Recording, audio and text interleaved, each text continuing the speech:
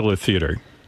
Chiller Theater used to be a horror movie presentation on weekends here in New York. I know that. I think they had it around the rest of the country, too.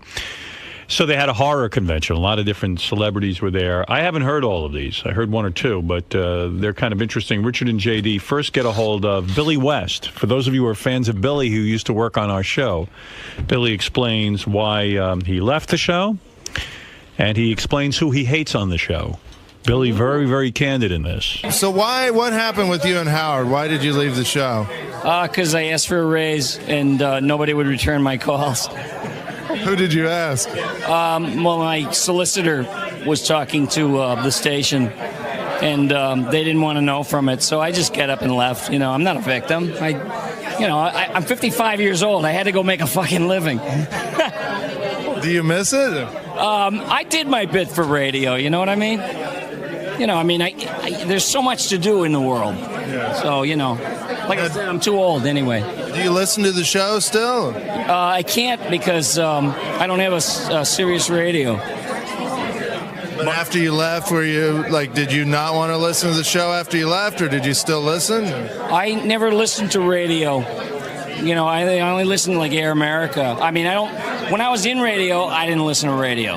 I never heard any of the shows I was in. I just, I began to work like crazy, and I had no time. Was there anybody at the Stern Show that you disliked? No, I'm full of love. I'm too mellow now. I said that I said some stuff about everybody on the show, which I did love everybody, but I didn't love Ralph so much. I think a lot of people agree with you. Well, I said something on my little commentary, and I said, yeah, this will make it on. Fuck it, Will, And so that was the end of that. So you and Ralph, what happened with you and Ralph that you didn't like him so much? Well, there's stuff I never understood. He got really aggressive with me one day, and I... No, I just want to make sure we're talking about Ralph Sorella, right? Well, is there another one? No. I don't know, Ralph Mouth, or... I want to make sure we're talking about the right Ralph.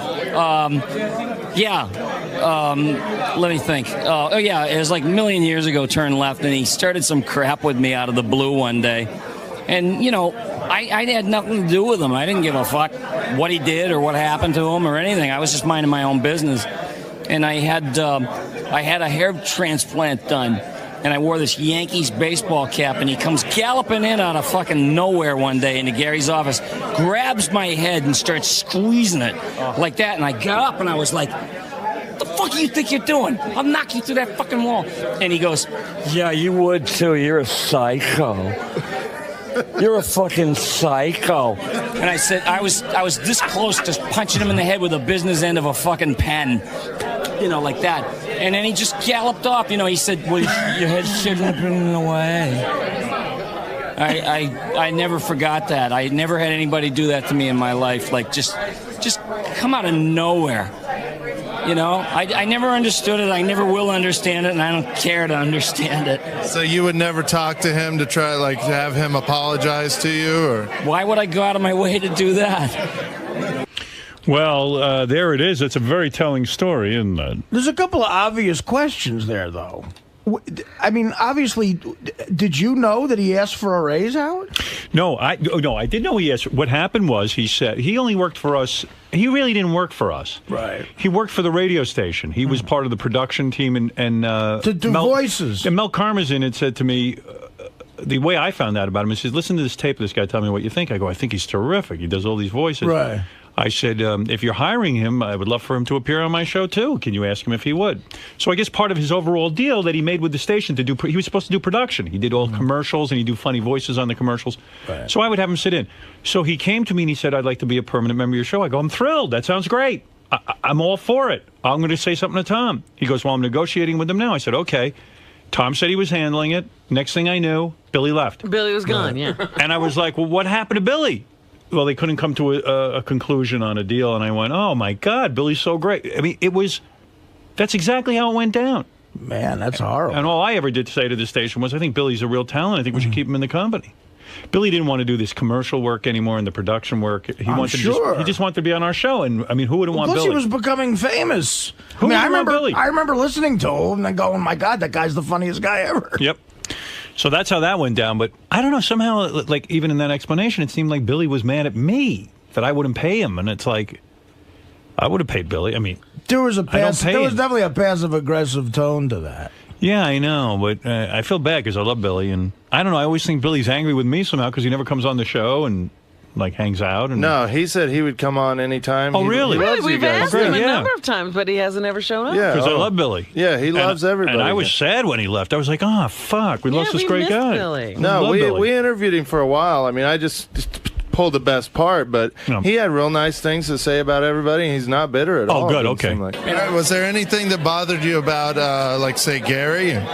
No, I thought Gary was a sweet guy, and I also thought he was real smart and loyal. I always admired loyalty more than anything in this world. What about Fred? Did Fred creep you out at all? Or? No, I thought Fred was amazing. I really looked up to him and saw how he did things on the show. And we got along fine whenever we got together, like on a bus trip or whatever we went to do. I used to talk to him, and we talked about like old TV shows and stuff. And he's a musician, you know, and he's a great musician, and I'm a musician. So we had a lot in common. What about Jackie? Jackie,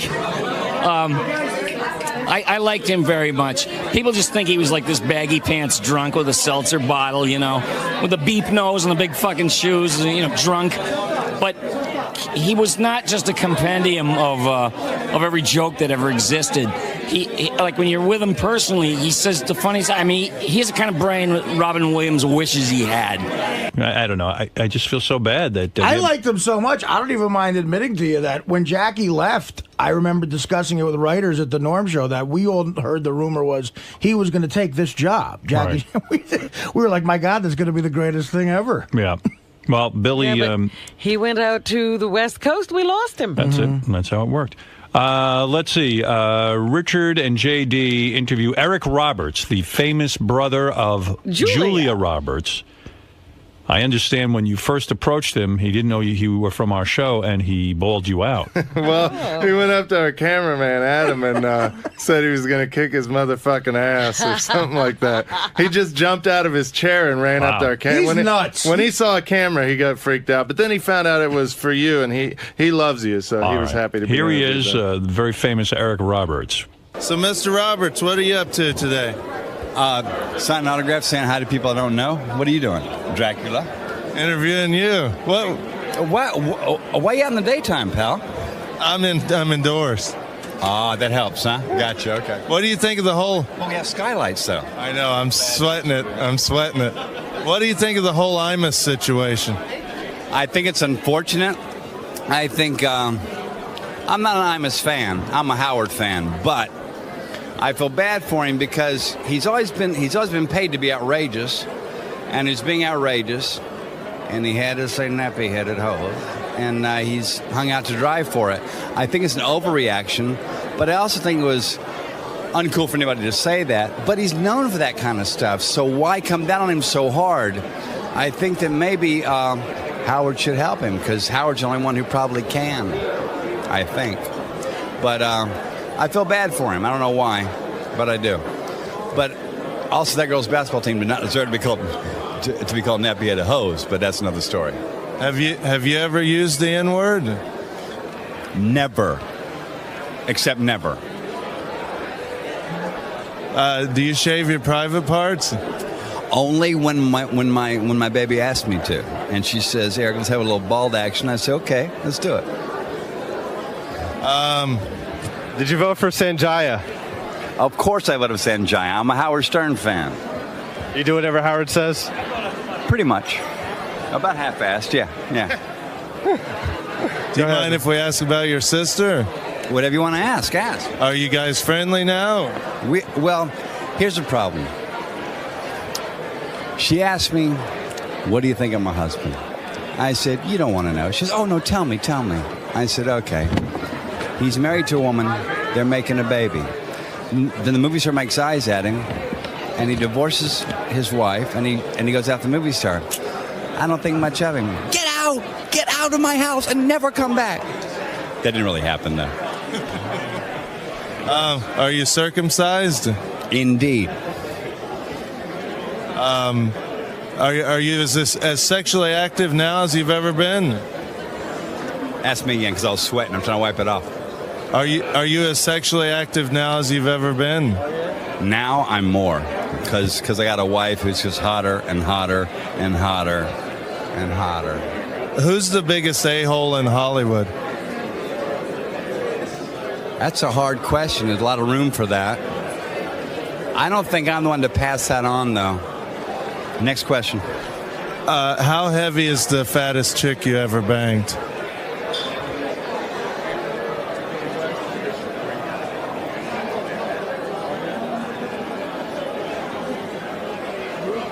$165 back in 1983. That's not too bad. Was she short or tall? She was as big as I was, with a breast the size of a 5-pound coffee cans. Do you listen to Howard on Sirius Satellite Radio? Every single day that I'm in my car, because I have Sirius in my car, but I'm only in my car about 3 days a week, though, when he's on. I mean he's on all day, but with the fresh shows, you know. Yeah. Who's your favorite porno star? Oh, it's that girl who got all the pornos back, who was a minor. What's her name? Tracy Lords. Tracy Lords was it for me. Is it for me? Even when she was. In fact, she's a friend of my wife's too. What? Even when she was underage. I don't go for underage, but she was talented. She was talented. I agree. Yeah. Well, I think we're good. Thank you, Mr. Roberts. It was great talking to you. Robin, I miss you. I love you. I think about you. I fantasize about you, and I can't wait to see you. What would you do to Robin's titties? To her what? Her titties. That is so adolescent of you to call breast titties. Robin, I'd never do that to you. What would you do to her breasts? Make them happy. Make them stand up and applaud. Thank you, Mr. Roberts. Salute, Howard. I was quite shocked with Eric's story about what he said to Julia Roberts. But he said it didn't happen. It sounds like it did. I think it's hard to tell. I don't know. He said it never happened. I don't think Julia talks to him, so I don't think it actually Well, does. obviously he doesn't think much of her husband. Right, I Based mean on that's what he's read. Right, exactly. I mean, you get at least that out of it, Yes. right? But let me ask you this. If Julia was talking to him, do you think he'd tell her that? I don't know. Maybe. He's a pretty outspoken guy. He is. I just wonder. Maybe you try to keep the peace. You know, he doesn't have to live with the guy. There was a guy, 3 movies in his young career. He was like a young De Niro. You had The Pope of Greenwich Village, That train. Runaway Train, Yeah. and Star 80. People thought he was like the next fucking thing. Richard and J.D., I'm going to skip Mason Reese. Well, he's on Heroes now. He's making a comeback. Oh, Eric is he Roberts. really? Yeah, he's good.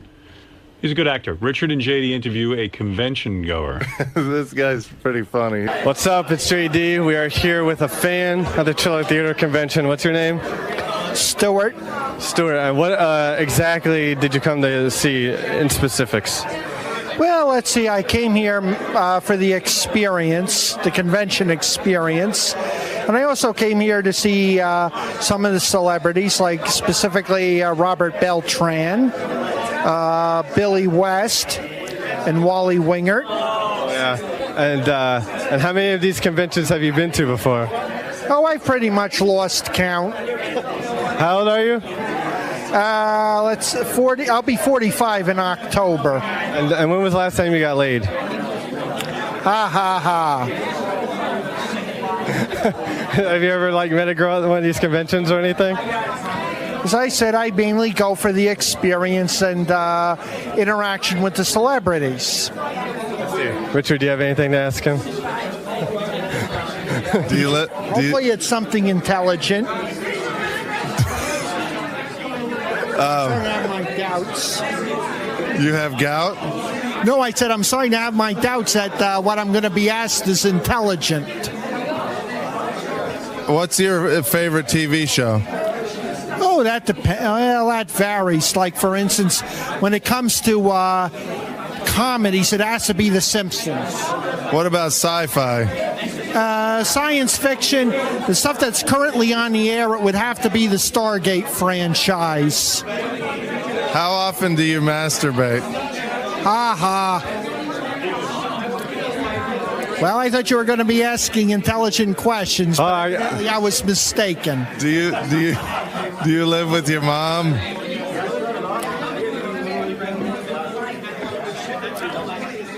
Well, that doesn't really have much bearing on the convention scene, does it?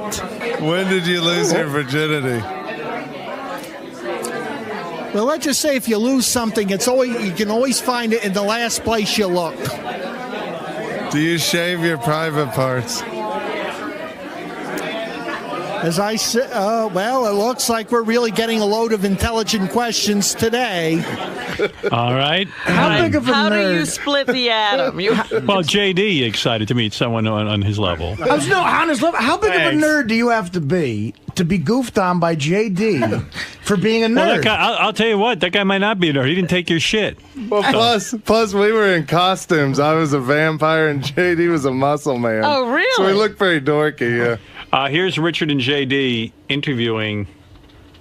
Now, I'm spacing out on this guy. Who? From Star Trek. Robert Beltran? He on- was Chakotay. Chakotay, come here. Voyager, him. right? Commander, yeah. I know who you mean. Like the good-looking guy. Yeah, he was, with 7 of 9 toward the end. And he had that Indian thing painted on his Yeah. face. He's also one of the better Mets right now. Not the same Beltran. So I'm here with Robert Beltran from Star Trek Voyager. How you doing, sir? Great. I'm doing great. So what are you doing here? Hell if I know. I lost consciousness a couple hours ago. I'm on autopilot.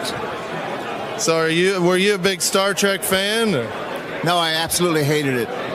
Seriously, I never liked it. And I still don't. Do you shave your private parts?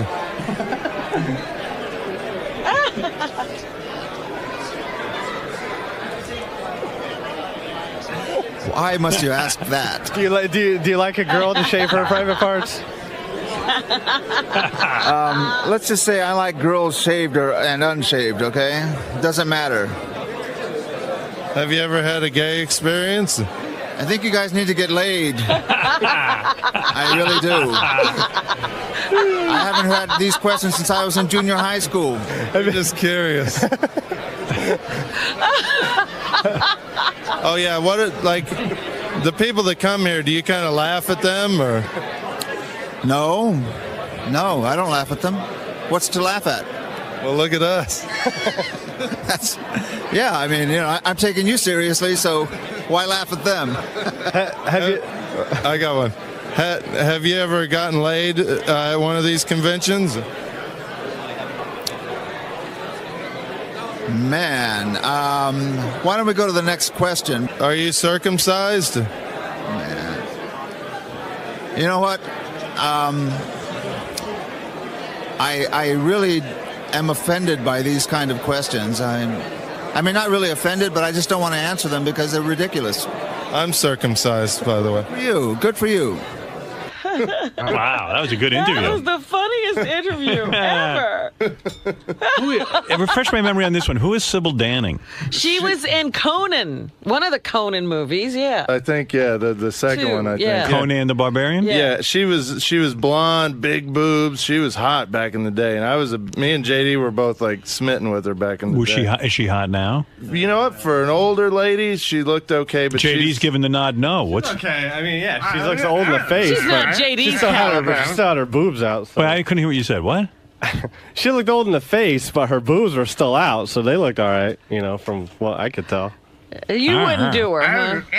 I wouldn't say that. I don't know. He would do her boobs. Her boobs were still out? Yeah, she had like cleave cleavage going on. I don't know who she is, but here's Sybil Danning. I must confess, I've been a big fan of yours for a while now. You sort of got me through a few lonely nights back in my teenage years with the Howling 2.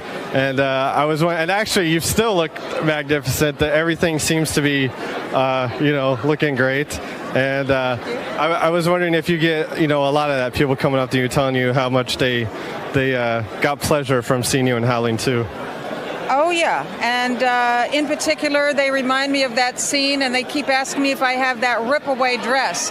And actually, I do have it. I have all my costumes from The Howling 2, including the great leather outfit that Peter Mitchell did. Peter Mitchell did also all those great costumes. Remember the Mad Max movies? Yes. He's an Aussie from down under, and he did those great costumes. But the one, he also did that great one that's in the suede that I ripped away when I became the werewolf, and that's what everybody remembers, of course. Now, do you get like a little creeped out when guys just come up and tell you they pleasured themselves to you in that movie? Or any movie whatsoever?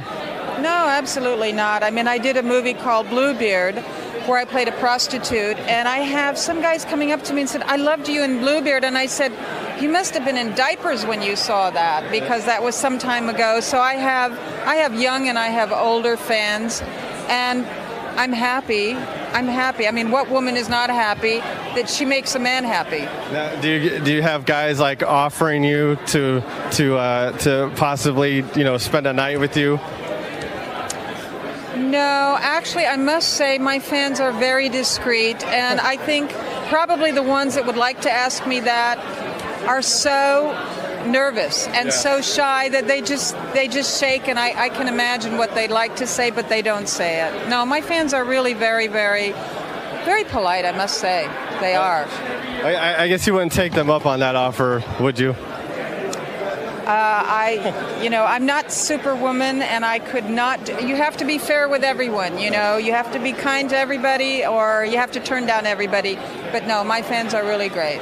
Do you find me attractive at all? Yeah, I think you're very attractive. He's cute too. Thank you. I mean, every guy's got something cute and attractive. Absolutely. I have to say, I had a Starlog magazine with you in it when I was a young boy, and you had a very revealing. It showed much of your chest, and that was my favorite magazine from age 10 till about 15. Okay. Do you know what movie that was from? From V. Oh, from V. The TV show. Oh, well, I had that. That was like that striped bathing suit that I had on. That was a huge promotion we did for NBC. Yeah. It was hot. Yeah, that was quite revealing. Does penis size matter to you when you're with a guy? Oh, that question came from you, okay? I don't want to answer that, okay? No. I don't want to get that personal here. Have you ever used the N-word? No. Are you a fan of Howard Stern? I do like Howard, and I think, again, freedom of speech. He should say whatever he wants to say, and everyone in America should be able to voice their opinion. Otherwise, we might as well go to the Middle East. Do you have any special messages for Howard? Keep up the good work, Howard. You're very successful, so obviously you're doing the right thing. Thank you, Sybil. Thank you for doing this interview. Thank you, too. Thank you. Wow. What was that? She didn't want to. What was the penis question? size? Penis size. Okay. We basically just told her that we whacked off to her and asked her about penis size. Oh, Zachary. Now, probably 3 people know who Zachary is. You loved Zachary. I love Zachary, too. You know Zachary? Yeah. But you were in Kansas. No, he used to do intros for horror movies on videotapes. Oh. And I used to rent videotapes, and he'd be on them. Zachary's this cat who was a disc jockey. Then he got this really cool show on TV when I was a kid. He used to introduce the horror movies. I think it was called Chiller Theater. Mm-hmm. And then Zachary was also a rock and roll DJ at WPLJ in New York. And he talked like this. But his TV show was funny. He used to keep his grandmother in a crib. And he'd come on, between the movie breaks, like in the commercials. Right, And he'd go, yeah. oh, Grandma, are you all right? Oh, she's biting my leg. I mean, I don't know. He was just weird, He was in full Dracula makeup. He was like the first person to be one of those horror type hosts, right? Yeah, he was way cool. Did he have like the bad makeup because he did it himself? He looks like he died. I mean, it was just unbelievable. I just looked him up online to see what his age is, because he's going to be an old guy, and he sounds great in this interview. He's going to be 89 this September. Wow. Yeah, he was a rock jock. He'd be like, hey, this is Zachary, WPLJ.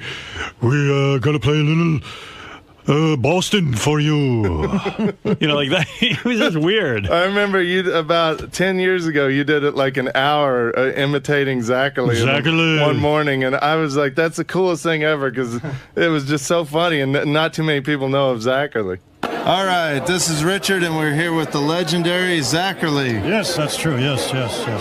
I feel very legendary, even when I wake up in the morning. How you been? I'm good. How are you today? Well, I'm a little weary today, but it's been great fun. Lots of people stopping by, What are you doing here today? Well, I'm just give a semi-talk in the other room there, and all these folks are all people who have watched the show back in the old days. It is celebrating it's a 50th birthday for Shock Theater. Oh, congratulations. Yeah, all the black and white films from the 30s, Dracula, Frankenstein, all that. And the Wolfman, don't forget the Wolfman. Now, you did a lot of work in radio also. You've worked with Howard Stern. Yes, and The Mummy, that's another film. And Howard Stern. Yes, old Howard. Where is he? How's he doing? He's doing good. He's on Sirius Satellite Radio now. Would you like to say something to him? Yes. Howard, how have you been? It's been a long while. I used to sit in his chair. He was on at KTU, right? And I think on Saturdays he was not there, and I was allowed to sit in his chair. I caught some kind of a rash, and it's still with me. The doctor can't tell me what it is. At any rate, he was very kind. And what's her name, lady in the booth? Robin. Robin was not there either. Her little booth was empty. But I had a lot of fun, and he's a great guy. He, one time I can recall, and he will confirm this, when I was on WNEW-FM in the early days of FM radio, it was a free-form station in New York City, and I was on late at night, and I used to get phone calls from people on college radio stations, and he was one of them. That's so not true. He said that you called and asked him how to get on college radio. Never. How to get on radio. Not true. Now he's responsible for your career? I wonder if he's just senile, or he's just like kind of maybe he just kind of is. He's making this up. I'm thinking of Howard K. Stern. Yeah. Zach, how do I get on radio? Zach. I said, well, Yeah, and everyone took my calls. Hey, Zach. Hello, Howard. I didn't know you'd be calling. I would have dropped dead to talk to Zachary. I was thinking he was like my hero. He might be making a joke too. I don't know. See. But I thought maybe it was true. No, not true. He says, Zach, how do I get on radio? I said, well, I got to think quick. And I said, is there a radio station at college? Oh, yeah, he says. Oh, right away. That's a good excuse for me. I said, oh, well, get a lot of practice. And then when you get out, go to some small station and tell them your experience and all that and see if you can get a job. And he says, that's what I did. And here I am. And now he's bigger than everybody, on the satellite. And you had a big part in that. Well. And when I'd meet him in the hallway during the weeks, whenever I was in the station there, I forget where that station was. It doesn't matter. Was it WNBC? No, it was WKTU, and I where the. Doesn't matter. Anyway, coming down the hall, we meet each other. He get down on his hands and knee and salam to me. My master. What station is he? We never worked together. We worked at K-Rock together, Howard. He was at K-Rock? Yes, he was. He said he sat in your chair on Saturdays. Oh, he worked on the weekend. No wonder I never saw him. He was around a couple of times. We would run. Yeah, no, I would see him once in a while, but I didn't realize he worked there. I don't remember that at all. John Zachary, WPLJ, here with Leonard Skinner. No, Zach. Oh, Zach here. He could have been like Alan Freed at that age, because 50 years ago he was in his late 30s, and that was the beginning of rock and roll. He was way too old to be doing it. I mean, he was just like an older guy. He even sounded weird on PLJ. He'd be like, "Oh, Zach, huh?" Meanwhile, he sounded old. Yeah, you expect him to introduce Glenn Miller Orchestra or something, not Boston. Well, you say hello to Howard, will you? I will. Do you got a message you'd like to give to Howard and all his gang? Yes. Behave yourself, Howard. You want to say goodbye from Zachary? Bye-bye, my boy, whatever you are. Great, thank you very much. Man. Thank you, Zachary. You see that laugh? After his grandmother would eat like human flesh, and would be like, oh, grandma, you go eat that leg, and I'll be right back. Oh, John Zachary here. Oh. He was real creepy. He was in like a dungeon or something, right? Yeah, remember that hand that would come out of the ground with 6 fingers on it? Yeah. It's really free. I'd count the fingers each time. Make sure it was still the same thing. What's this? Richard and JD interviewed David Arquette. Well, we just heard from that was... he just walks off, basically. That last one that's there, they get a hold of a fan, and it's just Richard tormenting one of those fans for 3 minutes. Hey, how's it going, guys? What? How's it going, guys? How's it going, guys? How's it going, guys? They have earplugs on somewhere. Oh, I said, how's it going? I'm here at the Chiller Theater. What? Say the first thing, I'm sorry. How's it going, guys? Can you hear me? I'm not here. I'm not here. Working? What is it again? I said, how's it going? I'm here for the Chiller Theater convention. No, the first thing. I said, how's it going? How's it going, guys? Can you hear me? Can you hear me? You can't hear me. I said, how's it going, guys? Can you hear me?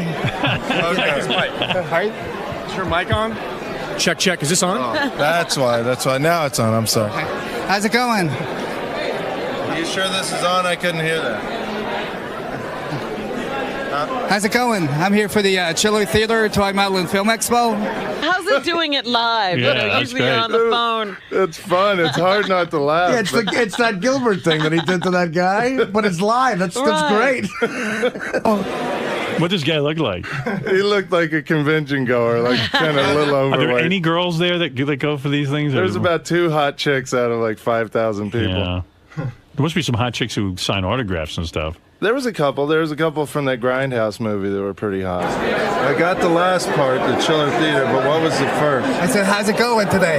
How's it going? Can you hear it? Did you hear it, JD? I'm not hearing shit, bro. You can't hear anything. What? You can't hear anything. I'm here for the Chiller Theater Toy Model and Film Expo. You guys having a good time today? You can't hear me? Hello? Can you hear me? There's something fucked up with all this shit, man. Hold on. Hold on. Here, speaking of this. Hello? Can you hear me? No, I'm not hearing anything. Not hearing? I don't know what's going on. Try this one again. Hello? I'm here for the Chiller Theater Toy Model and Film Expo. You can't hear me? What's wrong with that? It's fucked up? What's wrong with it? It's not working?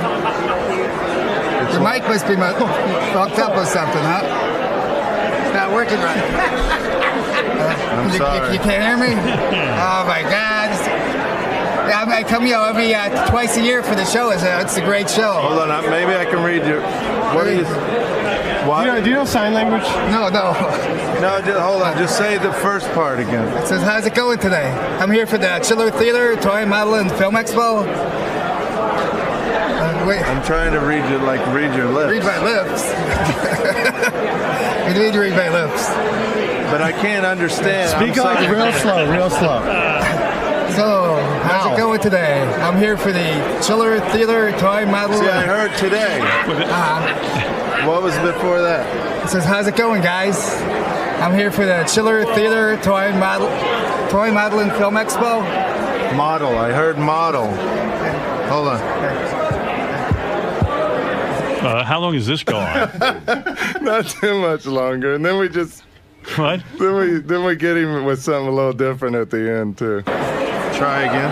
I'm here for the Chiller Theater Toy Model and Film Expo. in New Jersey. It's the Summer Extravaganza, the Chiller Theater Toy Model and Film Expo. Can you hear me? Hello? Hello? For the Chiller Theater Toy Model and Film Expo. Hello? I'm here for the Chiller Theater Toy Model and Film Expo. Isaac. Can you hear me? It was working earlier. What is going on with this? Check. Sibilance. It's better. I think it's better. Try it. I think it's because we're in the building. Like the signal, back in the back, we got a good signal. This is wireless. So there's no signal inside this building. Hello, I'm here for the Chiller Theater Toy Model and Film Expo, the Summer Extravaganza. Still not hearing me? Still not? I'm trying. I can hear, but I have the in-ears that are down inside my ear that are wireless, and also all I can hear is what's coming into this. I'm just getting crowd noise in mine. So, how you guys doing today? Did you get a lot of autographs? I spent about $1,000 today. I got in here yesterday night on Friday to meet all the people from Grindhouse. That was a great movie. Did you guys get to see it yet? Did you guys get to see Grindhouse? It's a great movie. I took my mom to see it on Easter. I saw it 3 times already. It's a real good show. They got all the cast and crew. I'm not getting any of this. I'm sorry. Oh my God! Ask it again. What? I spent about $1,000 today on autographs. I got all the people from Grindhouse. The big movie. Did you ask me? You asked me a question though. Oh, I said, how's it going tonight? Did you say Monster House? No, I never saw that movie. I never saw Monster House. Did you? No, but you asked me something. Oh, I said, did you get a lot of autographs today? I asked you if you got a lot of autographs today. At the Chiller Theater Toy Model and Film Expo. Hello, you can't hear it? Hello? Hello? Can you hear me? Can you hear me now? Hello? Hello? Can you hear me now? All right, I'm sorry. But did you have a good time? Oh, it was a great time. I'm coming back for the party tonight. So there's going to be a lot of stuff, a lot of drinking, a lot of wild women. Good time. You come here to pick up women? I heard that. I take a lot of pictures and stuff. I'm a picture nut. I'm always taking pictures of people. Cool. It's my hobby. I'm on collecting autographs and autograph photos and stuff like that. A lot of movies, DVDs and stuff. That's my hobby. Oh, well, thank you. You're welcome. Thank you very much. Nice to meet you. Hope you have a great time here today. Thank you so much. Nice to see you. Thank you. Take care. Thank you, sir. Thank you. Thank you. I gotta say thank you. Okay, thank you. Hope you have a great time today. You too. Thank you. Okay, thank you. No, thank you. Thank you. Thank you. I can't thank you enough. Bro. Oh, thank you. Have a good time tonight. Okay, thank you. I see ya. Have a great time at the Chiller Theater Show. Have a great time at the Chiller Theater Show. I said have a great time at the Chiller Theater Show. Have a great time at the Chiller Theater Toy Model and Film Expo. The Chiller Theater Toy Model and Film Expo. I got Expo. Expo? The Chiller Theater Toy Model and Film Expo. Oh, thank you. Thank you. Thank you, and thank you too. No, thank you. No, thank you. No, thank you. Thank you. No, thank you. Okay, Thank you very much. Okay. Thank you.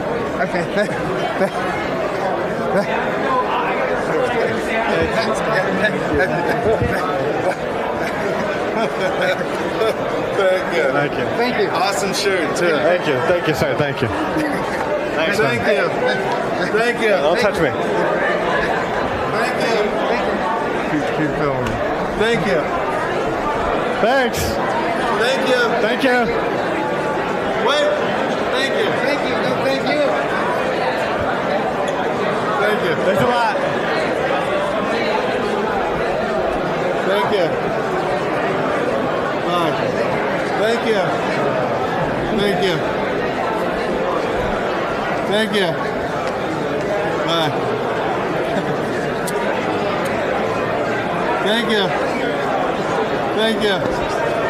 That guy really wanted to be on the radio, didn't he? He just stood there all day, it seems. Do you have a picture of him? We have video. I gotta see what he looks like. That's way cut down too. We were talking. We did that for a long time. Oh, no. It's odd that there's no hot chicks. You wouldn't see like Kim Kardashian walking around. All right, thanks, guys. All It's right, thank JD you. and Richard over at the Chiller Theater Expo. Theater Expo.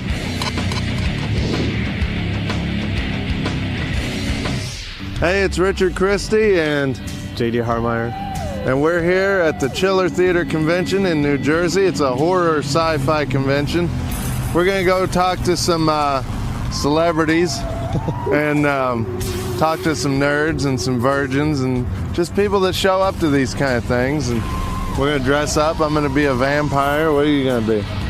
Big muscle guy. So we're gonna dress up, have a little fun, and let's go to the car and get dressed, JD. Let's go. Put it on my vampire shirt. I'm sure this thing will be stained. Am I tearing this tag off? I guess it goes on I like just this. leave my phone here, or what? Take a good step, Richard, That looks so cheap.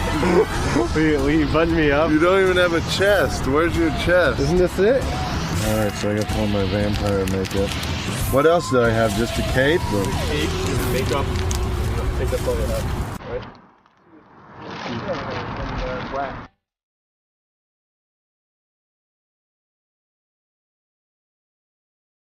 I like how we're coming to this thing to make fun of people. And look at us. We're going to be the biggest dorks in this whole thing.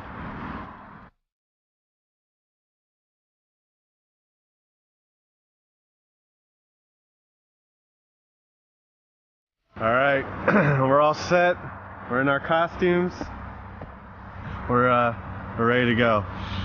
Let's go.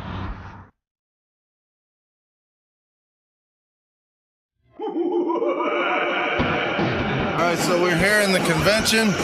Looks to be a lot of B celebrities and nerds and virgins in the area. So we're gonna get, including the one standing next to me. I'm just a nerd. I'm just a nerd. He lost his virginity finally. But so we're gonna go talk to some people. What else are we gonna do, JD? Talk to people, look at people, see how funny people look, including us. All right, so let's go in and check it out, bro. Let's go. So do a lot of the people at these kind of things creep you out? Or? Actually, everybody here has been really nice and, very polite, and I haven't met any freaks yet except for you. Now, don't take offense to this, but your haircut would be considered a mullet. Do you find that offensive? Words are words, but hey, it allows me to have short hair and long hair at the same time. And you know what? You see all these people with shaved heads these days? I figure the shaved head is the mullet of the OOs. Okay, we're here with, what's your name? Monica Staggs. And what are you known for? I am known for being Elena Frank in Quentin Tarantino's Death Proof. And I get killed by Kurt Russell. Oh, that's a spoiler. Who is like your dream woman, like celebrity dream woman? Real or fake? Uh-huh.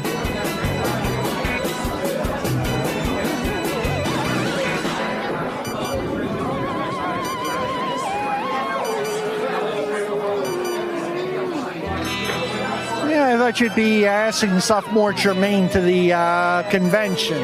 How about a little Jackie puppet? I've been doing a combination of the Jackie puppet and Jackie, the real Jackie. Like, wait, I get another one. wait, this is funny. I promise you. What the fuck are you looking at? Laughing up, I laughed when you two came in.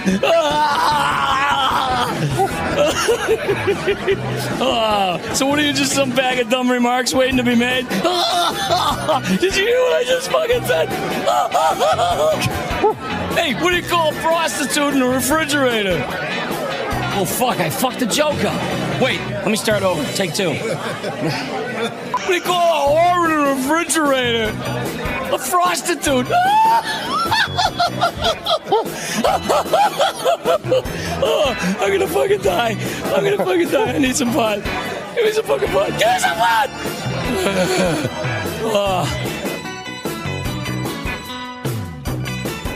How big is your penis? Oh, as big as it has to be, and bigger than some. What do you think about this guy standing next to you? I think there's some issues in there. Like what? I don't know, like, well, for instance, you could choose to, like, take out a gym membership, eat high-protein food, work out a little bit, but instead you decide to go the cheap route, go to a costume shop, and get one of these. It's just a costume, bro. Are you guys circumcised? All right, we gotta go. Let's go. Come on. Sorry. Circumcised. We'll see you Monday. Yeah. Was John Lennon like kinky at all, or? Kinky. Listen, can I ask you that question? I'm very kinky. He's very kinky. Are you? Well, I don't think I want to answer that one. God, not interested. There's Zachary. So you're a fan of Howard, apparently. Big fan of Howard. I didn't know about Howard in Arkansas because obviously we didn't get Howard Stern growing up in Arkansas. So it was like brand new to me when I moved to LA, and I fell in love instantly, and I got serious in both my cars before it even came out. So yeah, I'm a huge Howard Stern fan. I really love him. Who are you wanting to see the most, Richard? Fuck yourself. You're a dick, you know that? Why don't you have another beer? I don't think you've had enough beers yet, you know? It's the best idea I heard all day. Who's the most famous chick you banged? The famous what? Who's the most famous celebrity chick you banged? You got an hour? No, I'm not kidding you. I don't know. I would never kiss and tell. I might screw and tell, but I won't kiss and tell. No, I don't know. Actually, I don't know. What about fattest? No fat. No. Fatties? No fatties. Do you find me attractive at all? Do I find you attractive? Yeah, I think you're kind of cute. Sweet. Yeah. That's all I had to know. I think you're cuter than him. Ah! Hey. Bend over, JD. Him. Yeah, I'll spank him. You got to bend over more than that. All right, that's enough. Jesus. Oh, come on. I was just getting going. I was just getting warmed up. Well, he can get spanked. It's funnier when you get spanked. Well, no, it didn't. I'll give you $5 if you jump as high as you can. $5 if I jump as high as I can.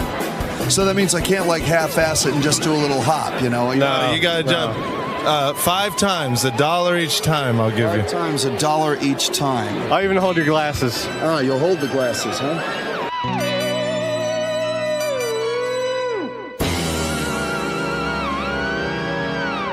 Can I have my $5 back? You didn't jump very high. Yeah, I think I could have jumped higher than that. All right, show me. Show me, buddy.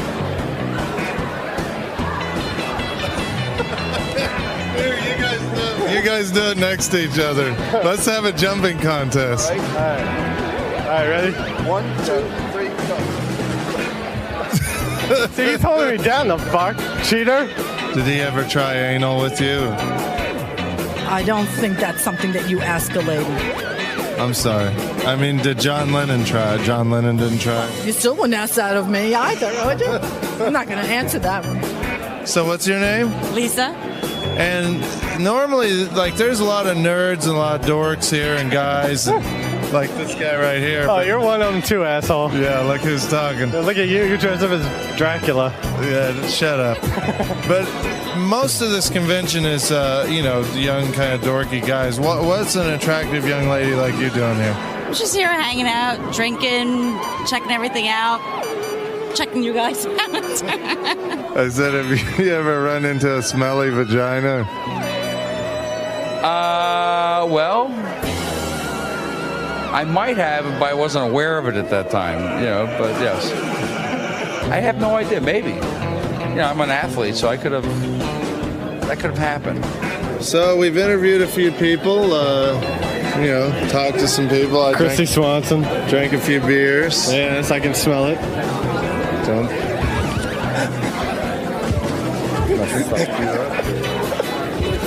Tired of it. Tired of you mocking me. All right. You're not here to meet guys, are you? No. because you're not in the best place to meet guys.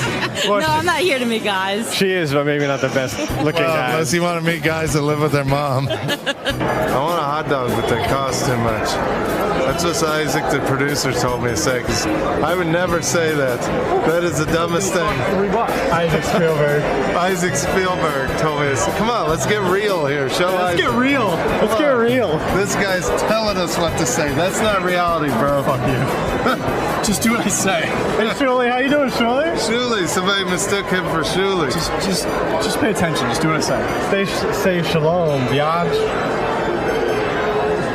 Oh, all of a sudden he doesn't know. Shalom, biatch. Okay. You're an idiot. I didn't want to leave without saying thank you. No, thank you. Thank you. Okay, thank you. Thank you. Thank you. Thank you. We really mean it. We're not joking around. Thank you. Okay, thank you. Thank you. Thank you. Thank you. I'll see you guys. I'll see you guys. Thank you. Thank you. Okay. I'll see you guys. Have a great time at the show. Okay. Thank you. Okay. Thank you. Okay, thank you. See you. Thank you. All right, so it's the end of the day at the Chiller Theater Horror Sci-Fi Convention in New Jersey. We had a good time. What did we do today, JD? Talked to some celebrities, some fans. We're a little tired. Yeah, we're a little tired. This interviewing celebrities thing is a little tiring. This old vampire is ready for his coffin. All right, let's go, honey. Let's get the fuck out. Famous stand-up comedian, ex-intern of Howard Stern show, coming back to say hi to the gang, see if Gary will admit that he was wrong about telling me that I wouldn't make it as a stand-up comedian, and here to see everybody again and say hi to the crew. That's Mitch Vitelli. He used to be my intern. Always told us he was going to be a comedian. Yeah, he said he was going to be a comedy writer. We didn't know he was going to be a comedian. No, he used to tell me he was going to be a comedian. And then you pissed all over him. Oh, stop it. I didn't. Mitch I was Vitel's playing with him. comedy album, Super Retardo and Mini Skirts and Muffins, is available at stores, superretardo.com. Hey, there's Mitch. His hair is shorter. It looks like Mitch. Hey, Mitch. Oh, the thing is, it's got the mic on it, right? Yes. Hi there. You look so beautiful. Well, thank oh my you. God. It's good to so see nice. you. Hey, Mitch. Hey, Howard. You know, Mitch, I'm always proud of any intern that actually does anything, because I almost take it personally when an intern does badly.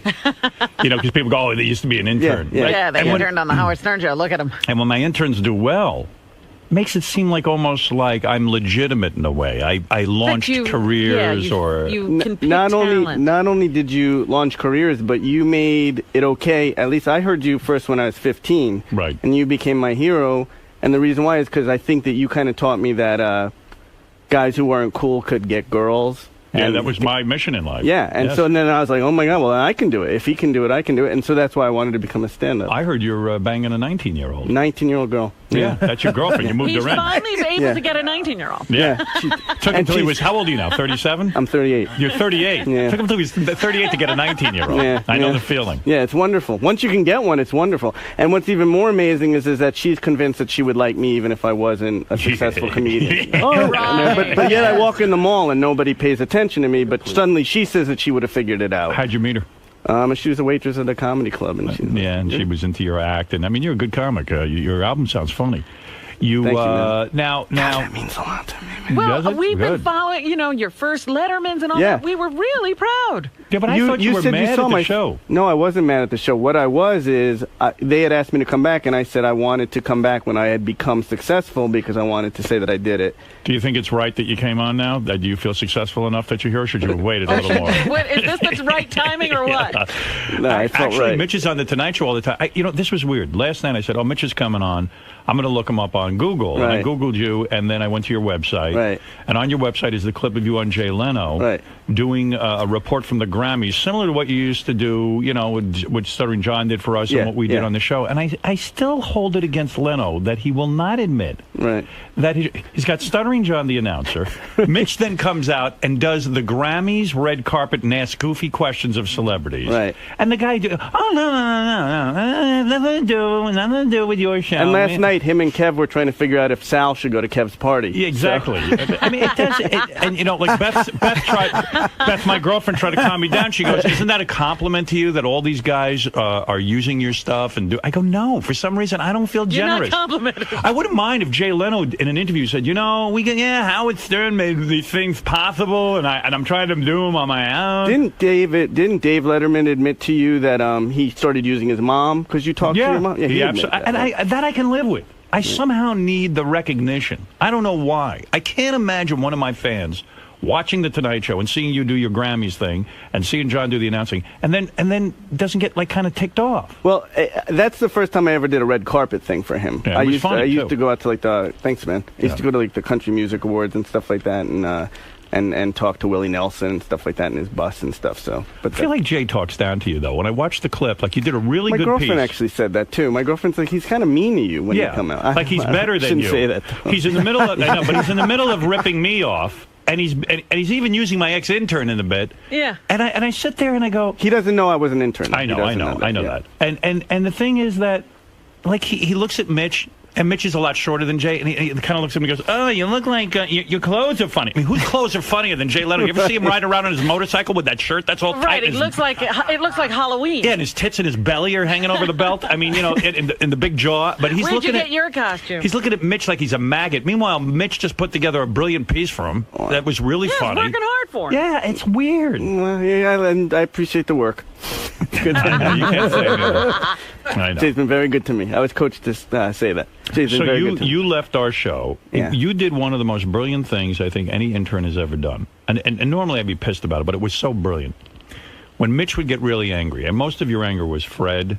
That you didn't like. Yeah. And you would do a thing. A lot of Fred. I had no idea. There was a lot of me too, and I was really shocked. You know, Rob, I don't know why you say that. I was never mad at you. Really? No, let me tell you the brilliant I thing. recall feeling very upset that I didn't ever want to hurt you. I loved you. Yeah, no, because people have always said to me, like, why was Robin so bad? I'm like, I don't remember ever having a Everybody problem thought with Robin was bad. She had problems. I don't remember. No, but Mitch and I had a great relationship. I liked you. I really did. Well, here's what Mitch did. I swear to that. Mitch used to work the computer and keep the notes and the log for our show.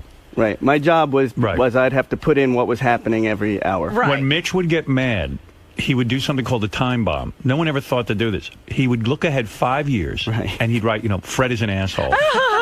I mean, you would write things about, like you would write, Fred. I'm trying to remember what it was. Like you would say, I don't know what the hell you said. I think one of them was like, I hope Fred chokes on a horse's dick and dies. I hope Fred's dead by now. Right. Like that. So 5 years. It didn't happen, Mitch. But I'm sorry. Now I'll tell you why I was upset. I realized it, and it's like, and now that I've gotten a little older, I realize that I was the lowest on the totem pole, and everybody else's job was to shit on the intern at that point. Because now I do it to people. Well, that was part of the resume, wasn't it? Yeah, and now Fred is rough on the intern. Well, I've gotten better. I really. I don't know why you used to shit on the intern. You know something? I don't either, but that's 20 years ago, and I'm hoping that I've changed since then. I even had to go to Fred. I think it was over you. And It was about somebody totally different. Yeah, Fred was doing something to some intern. It's like, on one hand, I felt like he deserved it. I probably acted badly with him. But Mitch, I always liked Mitch. Well, I did like Fred. But I guess I wasn't goofing. I think the reason why I think the time bombs happened, and I'm sure you can relate to this. The time bombs happened because, of course, as an intern, I wanted it to be more than just clean your potatoes. So I used to try Mitch used to clean my potatoes. Right. And I always did a good job on that. I prided myself on that. You were one of the best. I remember you used to say, nice potatoes, and my whole day would be made. Nice potatoes today, Mitch. And now you're banging 19-year-olds. Yeah, look at that. And my dad would be like, I heard your potatoes were good today. That was my one job, so I wanted to do it good. So the thing that happened with Fred, just that I thought I would clear up, was when we had Milton Berle on, and Milton Berle was a big guest for us at the time. He was a we didn't get a lot of huge guests. Right. And Milton Berle was one of our huge guests, and he went on this whole thing about how you're changing radio. Right. He made this whole statement, you're wonderful, you're changing the world. So I actually, on my own, to try to be an adult, went to Scott and said, let's take that clip and we can open the show with it. Good. So I went to Fred with the cart, all proud of myself. I cleaned your potatoes, and then I took my cart and I went to Fred and listen to that. Go fucking put that in.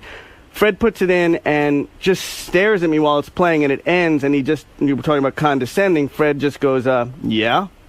And I go, well, don't you think that's kind of good? He goes, what's good? I don't understand. What do you want me to do with this? I go, he's busting your balls. That's not cool. No, that's not cool. It gets really good. It gets really good. It gets Mitch, really good. If I did that, we're so not even close to the end. Right. So I think this is called settling the score. Go ahead, This Gnome. has been on my mind for 20 years. Fred, and I got to tell you, Fred. Get to the ass rape. Okay. Right. So anyway, Fred, and now to make it even worse, he keeps going, why are you having me listen to this?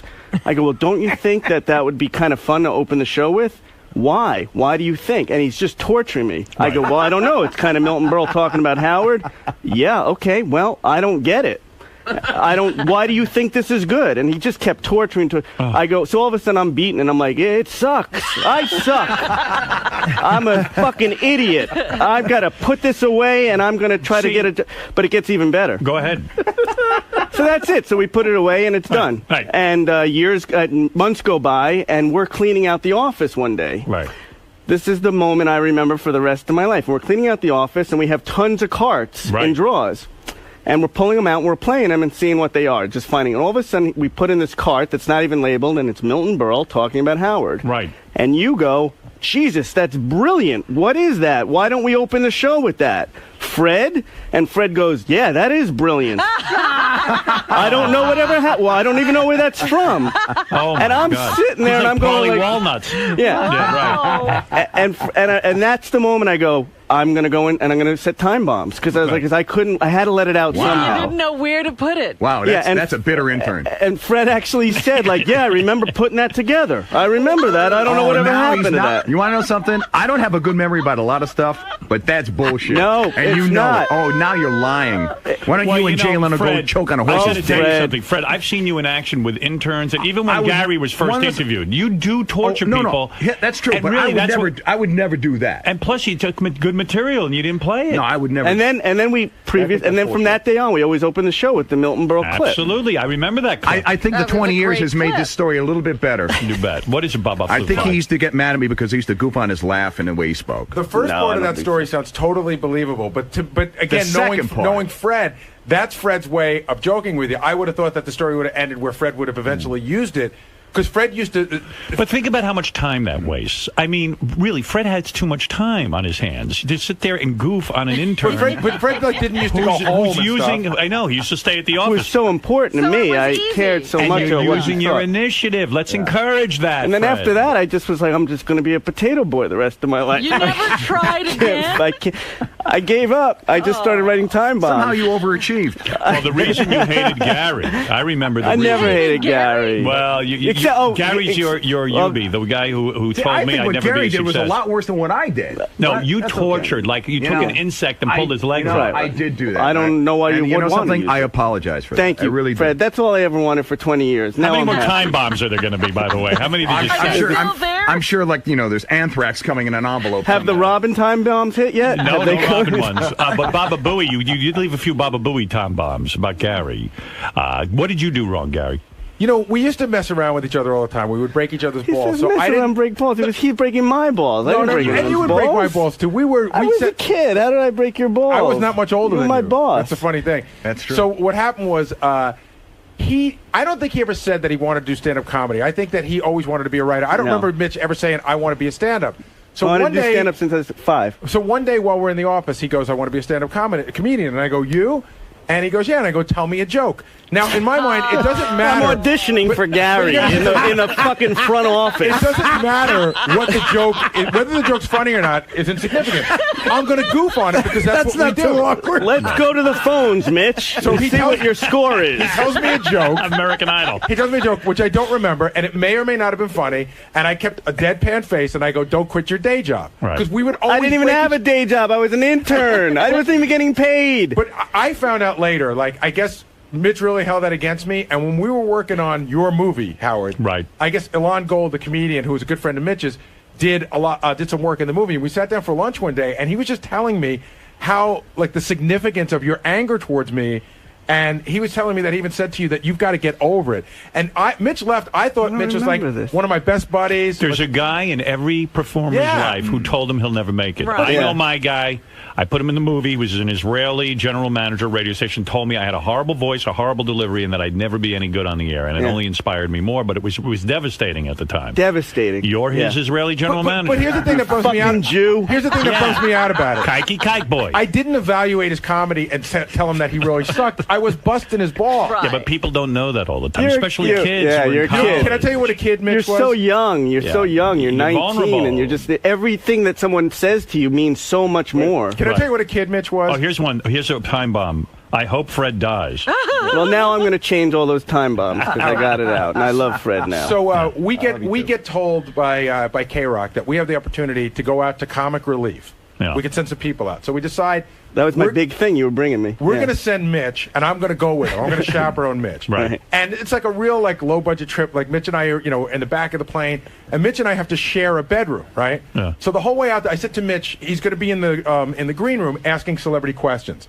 So I say to Mitch, you don't have to wear a suit or anything, but you probably have to dress a little bit nice. You can't wear jeans and a T-shirt just because we don't want to stand out in this room. Right. So we get on the plane, and Mitch goes, listen, I went shopping with my mother. I got pants. All I have to do is safety pin my pants up because I didn't hem them. Right. I go, that's great. That's great. I was as comfortable in those clothes as you are. I didn't know how to wear suits and stuff. So wasn't your thing. And he got, if I remember correctly, he'd even gotten a little sports coat and everything. So he kept saying I'm small. He kept telling me over and over again that I guess I am. Yeah. He's got a little sports coat like it's Halloween. So he must have told me 6 times on the plane and in the hotel and everything that all he had to do was get these pants safety pinned. Right. We go to the hotel room. I go to the bathroom. When I come out, Mitch is standing on the bed with the pants, holding the safety pins for me to pin him up. So I pinned him. Who's my boss? It's your job. You're his boss. Go. You made me look good. So we go to Comic Relief. And then he serviced me. My penis was out at the time, too. We go to Comic Relief. And again, smacked him in the head with it. Mitch and I were talking about this yesterday. Nobody in L.A. knows who Howard Stern is. Nobody knows the Howard Stern caliber question, so to speak. Right. So it's about a month after. I mean, the ones that Jay Leno now uses? Yeah, no. The Howard Stern caliber questions are the ones that Jay would never use, that are so edgy. Right. So it's about a month and a half after the whole Joan Rivers show has died and that Edgar Rosenberg, her husband, has committed suicide. Right. So we're in the green room.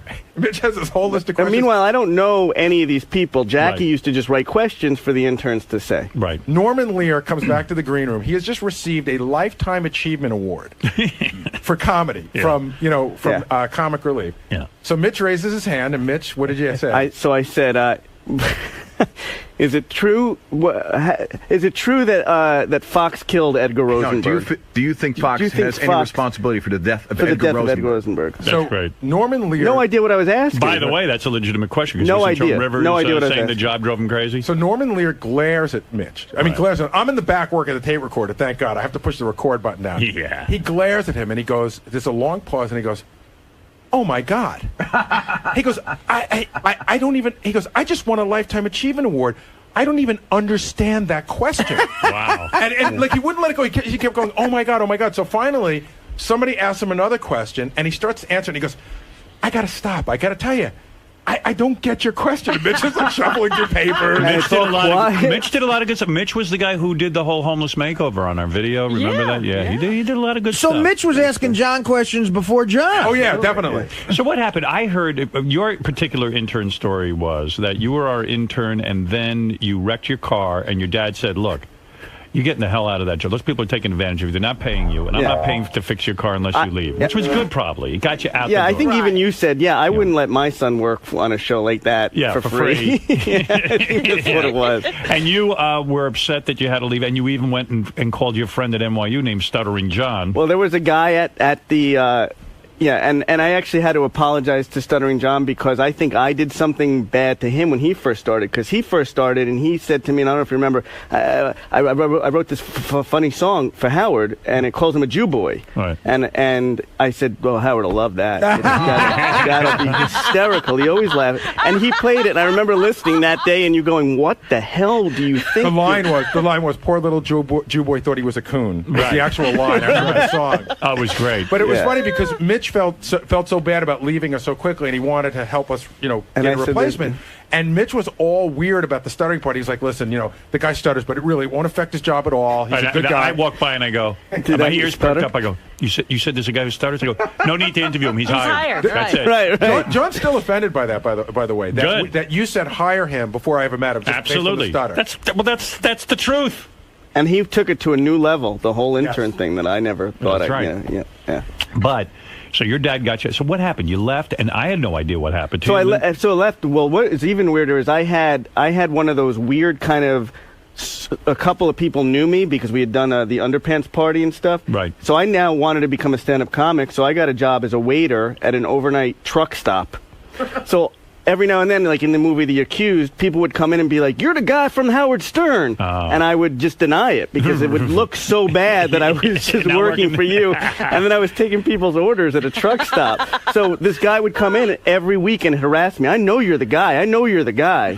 Those are the jobs that define you as a man. Absolutely. They do, because you those are the jobs that say, I got to get out of Those are my proudest moments that I said. And I remember I got a job serving cappuccino somewhere, and I was walking in the room, and all the cappuccinos fell and spilled all over my pants, and I burned myself. And I went home and I said, "What am I doing? I'm a waiter now." And I kept thinking of Gary. Keep your day job. Keep your day job. Yeah, now look at your day job. And then I just said I wanted to be a stand-up since I was a kid, and I know I was good at it. And I went to a stand-up comedy club, and I just started, and it just escalated. You quietly went out there every night. Some nights you bomb, some nights you do well. Absolutely. And Gary was like, "Why don't you come on the show?" And I said, "I just want to do it on my own and know that I made it, and then come back to Howard as a success." See, we always got a weird vibe that you didn't like us, and I realize now Mitch was he wanted to make it so he would deny that he was part of the show. Even if, like, some people use the show to get spots at a club. Mitch would never do that. I never wanted that. Yeah, I wanted to do it on my own because I felt like I wanted to know I was funny on my own, and then I said, and then hopefully. Do me a favor. And by the way, you watched me on the Letterman show the first time, and you complimented me, and I remember just this feeling that I had arrived. Yeah, no, it was a wonderful feeling. Good. You're doing great. And for old time's sake, do me a favor. Go out and wash me a potato. Yeah, I got you two big ones. Put a time bomb in the computer for Fred. You know what you wanted to. And by the way, Stuttering John was never as good as you at washing potatoes. You were good at it. I know. I tried to teach him. You try to teach these kids, they don't care anymore. You wanted to talk to him about. We found him when he was an intern on the Brenner show. Oh yeah. Someone told me a weird story. Who told me this? It's in the notes. Is that where I heard it? Yeah. That you were on David Brenner's show interning, and you accused him of stealing a script of yours?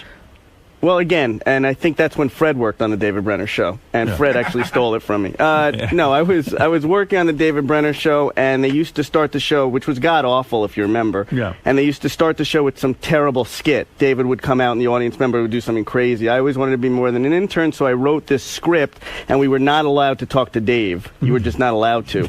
And so maybe that's a good thing. One day I actually hid under the seats of the show. I hid there like a terrorist, just like a caveman, and just like ate under there for like a day or whatever. Really? Yeah, with the script, because you weren't allowed. And I knocked, and all of a sudden it got really quiet, and I was shaking, and I knocked on Dave's door, and he opened the door, and I said, "You don't know me. I'm an intern. Can you just read this? It's a script I wrote, and if you could just give me credit if you use it, I would really appreciate that, because I wasn't part of any union or anything." Yeah, you just want to get your stuff on the air. Yeah, sure. I'll look at it, and he looks at it, and 2 days go by, and I walk in the studio, and that skit is the skit of the day, and another writer's name is on top of it. Wow. And that they couldn't use the skit if I had written it, because I wasn't part of a union or anything. Wow. And why don't you time bomb him? What are you doing? They never I'm let doing him it near now. a computer. Wow. And it ran, and I remember sitting at home that day, and I was, washing your potatoes or something, and I was watching it on TV, my skit. And I just thought, and I remember always thinking, like, what a shitty thing to do to a kid. And now looking back, I think it's so bad, because it took so much guts to just sit there and knock on his door, and then that was it. So let's get to the 19-year-old you're banging now. Let's fast forward to the real One of show. these days we have to have him confront David Letterman, or not David Letterman, David Brenner with that story. I'd rather we confront David Letterman. Well, I don't think much will come of it. I think David Brenner's actually working at that truck stop I used to work at. Could be funny how things change, isn't it? Well, Mitch's comedy album, Super Retardo. Super Retardo. Is that supposed to be your Super Retardo? Yeah. You're not retardo. People ask me that a lot. Yeah, if I'm retarded. Do you feel like you're retarded? Oh, they do? Why? Yeah. Sort of maybe because of the delivery. Yeah. I don't hear that. I don't either, but, sometimes you get a weird... Yeah, I've had people come up and be like, I think that's so great that you're doing so much as a retarded person. Are you so successful now as a stand-up? Like, I don't know what level Where you're do at. you live? Are you making a lot of money? I make a decent amount of money. Are you're able to live full-time off comedy? Oh, yeah. I've been living full-time off comedy for about 10 years now. Yeah. And do you tour the country? Tour the country. Like colleges? Yeah. I mean, you're pretty well known now. Pretty well known. I would say CDs are selling really, really well. And Where do you live now? I live in Hoboken. We bought a place in Hoboken. So you own your own house? Yeah, I own a house. When you say we, you bought it, right? Well, I bought it, and my girlfriend pays me food money. Does she really? She actually has to chip in? I figured I have to give her... there's no reason for her to work if she doesn't, and then she sits and watches E! Entertainment all day. Yeah, and eats chicken fingers. Is she going to get a job, or is she just going to be your girlfriend? I think she's going to be my girlfriend. I think it works out pretty good, yeah. You're going to marry this broad? She's 19. That's about right. The thing that's so perfect for me is I'm only 5'5", and she's tiny. She's still growing. She's like 5. She might outgrow you, yeah. That's right. What if she grows past you? She's like 5 feet, which makes me feel like a man. She's got a very, very small vagina, and because she's a very small girl. Teeth. Yeah, and so Have you found big vaginas that you've rattled around in? Yeah. He went out with a short girl and she was almost half vagina. Yeah. You said that you wanted to date Beth because she was tall, so she. I like the height. Yeah. So for me, as a smaller guy, whenever I go with a girl my own size, I always feel like a wimp when I'm walking. But with my girlfriend now, I feel so manly. Did you ever date a midget? It matters. You would feel like King Kong. Now you're a giant. You could beat her up if you went out with a midget. I could fucking take her whenever I wanted her. Well, I'm glad you're doing well. So you're making real money. Yeah, doing good. Able to buy a home in Hoboken. You go out to L.A., you do TV shows, you're on Letterman, you're on Leno. I mean, this is good. Now, do you write for different shows? Or have you done any of that stuff? Never wanted to write. No, never wanted to write for other people. I just always felt, like I said, Jay's wonderful to me. He gives me these correspondence pieces where I go out and interview people, and now I'm talking to different radio stations about doing TV shows. Oh, yeah? Stuff like that. Oh, wow, great. Okay. Well, then you got maybe a sitcom deal, a holding deal? I had one. No, not anymore. It's amazing, those sitcom deals, because they sign you and they don't really know what to do with you. No, it's but just they really feel weird. something's happening. They hope you come up with something. Yeah. You been getting laid a lot? I mean, did you get a bunch of women? So much. We stand up. Yeah, but it's amazing because as soon as you get it, there's something about when you're on stage suddenly that the girls want to be with that guy. Yeah. But then what starts to happen is you realize that they think that they love you, but they don't love you. They love you on stage, and then all of a sudden they realize that you're kind of nuts. At least for me, like whenever they would date me, they'd be like, "Well, you're a little weird," like because I'd get depressed about stuff, and they just think that you're happy all the time because of my act. Yeah, they think you're the guy on stage. Yeah. Did you get any celebrity pussy? You know who I did make out with? Who? The girl from 90210. Which one? Lindsay Price. Don't know her. Which was the Asian girl. Oh. And I made out with her. She saw me at a show. Which was like, to me, getting laid just to kiss somebody that was on TV. Why not And go then I further? blew Gary once. Yeah, so. right. But did you ever, like when you kissed her, why didn't it go further? Like, why didn't you I think it could have, and I got nervous. Wow. I got really nervous. I choked. I'd only been doing comedy 6 years, and I couldn't believe I was somebody famous who was on a TV show at the time. That's big news. Yeah. She doesn't know you. And I was to be an intern. shaking. I was shaking. How depressing is that? I was shaking. I've done that a million times. Kevin, you're on the air in New Haven, Connecticut. Hey, how you doing, Howard? Yeah. Listen, Mitch, you are the funniest motherfucker ever. Well, there you go. I think that's Fred in the other room. He said he's doing well. This guy should be a multimillionaire. He should be selling out Madison Square Garden left and right. Thanks, Dad. All right? There's 3 guys in this world that have made me laugh so hard that I've cried. It's Artie Lang, Sam Kinison, and Mitch Fattel. Wow, that's very nice. Thanks a lot. I know you said, you wouldn't want to write for anybody, but you would be the perfect writer for the Family Guy. That's nice. I'm going to send you a signed potato. Well, that's nice, I tell you. And you're doing well, and I'm glad for you. That makes me so happy Yeah. that you say that because you were I'm always happy. so important to me. No, we, the thing is that Mitch really left here angry with everyone but me, and that's all that counts. Well, apparently I got out unscathed. Yeah. I don't remember For you having a problem with Robin. I'm sure you did. You were always nice to me. I know exactly what it was. I think maybe I was the only one you told that you wanted to be a stand-up comedian from what I'm hearing from these other guys. And you were supportive, I remember. I was supportive. Yeah. I said you were really funny, but the one thing I said to you was that if you ever became really, really famous, you would be horrible. I would be horrible. You did say that. Yeah. Are you horrible? I think I could be under the right circumstances. How does your girlfriend's parents feel about her dating a 38-year-old guy? Okay, so this is, and I wanted to ask you your question on this. So they loved me at first, right? But then, of course, then they loved me because their daughter was with somebody who was making some money and something, Right. and she was a waitress in Atlantic City, and not much going on. And I moved her to Hoboken, and then I have a journal every week, every month that I put out for my fans, and like a blog. Yeah, and this month's journal is. Beautiful girl, which was my first time this ever happened, came over and wanted me to sign her breasts. I'm assuming you've done this numerous times at this point, but this was my first time. It was very exciting, and it wasn't some slob. It was beautiful little tiny breasts. They were just gorgeous. So I signed them, and they took a picture of me signing them. So I put it on my website, and all of a sudden the mom calls.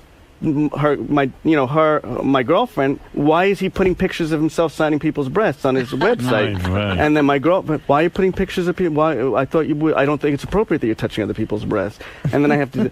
Well, honey, it's my business. I can't put just pictures of me and you shopping. I go, that wouldn't really be interesting to the fans. And what do you want me to do? Pictures of me writing love poems to you? Right. So now they're like, it's fun until they see that I'm putting pictures of other girls on the site now. Oh wow, there's the Asian chick you made out with. Wow, I don't think she's Asian though. Oh no, she was Asian because I remember she was saying at the time that her and Lucy Liu were the two Asians looking for jobs, and man, she's nice. Yeah, she was pretty, right? Good for you. Yeah, Wow. probably could have gotten her. Yeah, she's half Asian. It looks like to me. I would guess. Hook Nose Mike, you're on the air. Morning, now with you hook nose, you two bastards. Listen, I just wanted to say that, I admire Mitch for what he's done. He hasn't attached himself to your name, and he built his career up from the basement, and started with you and didn't, ride your coattails. You know what I mean? Yeah, no, he's done very well for himself, and he's a respected comic, and we couldn't be happier for him. And the album is called Super Retardo. Mini Skirts and Muffins is also another album available in stores and at superretardo.com. Superretardo.com. I didn't want. That's nice of him to say that didn't ride your coattails, but I do want to say that you were a huge inspiration to me. Well, so. I'm thrilled. Who was your inspiration when you started out? Who made you want to do comedy? Well, I had weird inspirations. I was into talk shows. I was into Mike Douglas. I like the Mike Douglas show. I like Soupy Sales show. That was the one I'll never get over. That Soupy Sales was his hero. Soupy Sales was your hero. My hero. Wow. My hero. And, of course, I ruined that when I cut the piano wires in his studio and yelled at him. He totally crapped all over I crapped all over my hero. Your hero. So feel free to crap all over me if I had some influence on you. Tortured your hero. Mitch just got up and peed all over the soundboard. What was One that? of my biggest influences was Paul Winchell, who was a famous ventriloquist. I know the name. Jerry Mahoney and Knucklehead Smith were his puppets. And geez, I don't know. There was a million of them, though. I loved a lot of stand-up comics. Richard Pryor. Yeah. But it was funny because I hardly knew who Soupy Sales was, and he was one of the first guests we ever booked on the show. We were still in Washington, right. And Howard, he had a song out called "The Mouse." He was re-releasing "The Mouse," Nice. and Howard got this, he got this booking, that Soupy was coming on the show, and he was jittery. He was like, You were shaking. nervous. Yeah, I was beside myself. Soupy Sales is Soupy coming. Sales. You don't know who he is, right. Robin. The other influence on me, I met him once, and even to this day, I can't even comprehend his genius, which is Don Rickles. I've never heard anything like that in my life. He was the most brilliant of men, to the point that I don't even want to know him because I don't even want to be disappointed in any way by him. You want to think Don Rickles is Don Rickles. I do. Yeah. You don't want him to come down from what you see him as. That's I just think he's the most brilliant person I've ever seen on Do you television. think that story he tells about Frank Sinatra is a true story or just a story that he tells on? You mean about how... the one where I'm eating Frank? That, I always wonder if that's a true story. I don't know. You don't know with these guys. They make stuff up or they embellish Right. on the truth. But he would come out and he appeared to be spontaneous, but he wasn't. Yeah. But he was brilliant. Yeah. And what about Rodney Dangerfield? Rodney, I loved. There was a bunch, but the only guy in radio that I even knew growing up, which is weird that I wanted radio because my father was a radio engineer, so I looked up to my father. But the guy that I would listen to is Brad Crandall, and nobody knows who he is. Brad Crandall is a guy who was on NBC Radio, a network radio show at night. Yeah. And I'd lay in bed and listen to him, and he was an expert on everything. He was an Was expert. he funny? Was he funny? No. It was serious. He was just, I didn't know what he looked like, but he had this great voice. I pictured a guy in like Montana somewhere, sitting there with a pipe. Yeah. I wasn't that far off. He was a little chubby guy. In fact, Walt Sabo sent me a picture of him, this press photo. Yeah. And Brad Crandall would sit there, and he was an expert on everything. Like a guy would go, Brad, I want to fix my back porch screen door. What do I do? And Brad wouldn't miss a beat. He'd go, look, what kind of bolts do you have and nuts? And he would tell the guy what to do. And a woman would call and go, Brad, my husband wants to leave me. What do I do? How can I keep him? Ma'am, here's what you do to keep a man. Right. And the guy knew everything. My boss's potatoes aren't quite in the center nice enough. Here's how you cook Here's the perfect potato recipe. Oh, wow. Look at all the shit you're selling. Oh, you sell stuff? Yeah. Oh, my God. Mitch, come on. Super Retardo, T-shirts, hats. My personal favorite is that you can get a 10-pack of the refrigerator magnet. Hey, I got a girlfriend I got to buy chicken fingers for. Do you make money? Throw Pillow, $19.99. You get a couple of bucks for everything. There's this company that puts all this stuff on there for you, and they sell it, and then whatever, you get a commission off of everything. Do you get a check every once in a while? Sure, yeah, Wow. absolutely. You'd be surprised. I guess then it works. But then you get emails out of nowhere from guys, hey, asshole, I bought your Super Retardo clock, and it doesn't work. Like, I'm sending out the clock. Well, they hold you responsible. Well, this is great. It's great to see you, Mitch. I feel free to come in and see us every once in a while. That's nice to hear. Thank you so much. Tell us what's going on with you. Mitch Fattel, many years ago, a intern of ours, was the guy who was here before Stuttering John and then brought Stuttering John in and made my potatoes so well. And was tortured by Fred. Boy, I miss those potatoes. But me and Fred just made our peace, and now I'm happy, I think you did make now peace. We're cuddling, and everything's good. It's not easy to make peace with Fred. He let you off. I'm surprised. How's it going there, man? I think talked to Howard a little bit. I don't know what about. Well, he's uncensored now, so how are you feeling? How do you feel about talking? Oh, well, that's okay. That's okay. It doesn't mean he's a bad person. I don't know exactly what to expect in this new environment and stuff. I do know that it was like terrible trying to get in the building and up to this floor. They have security worse than the Pentagon. I mean, this is Homeland Security in this building, just to get to see Howard. It'd be easier to see the president than to see Howard in this new environment. But at least he's safe. He's up in space now, fixing the satellite. I assume he'll be back any minute. He spends a lot of time in space.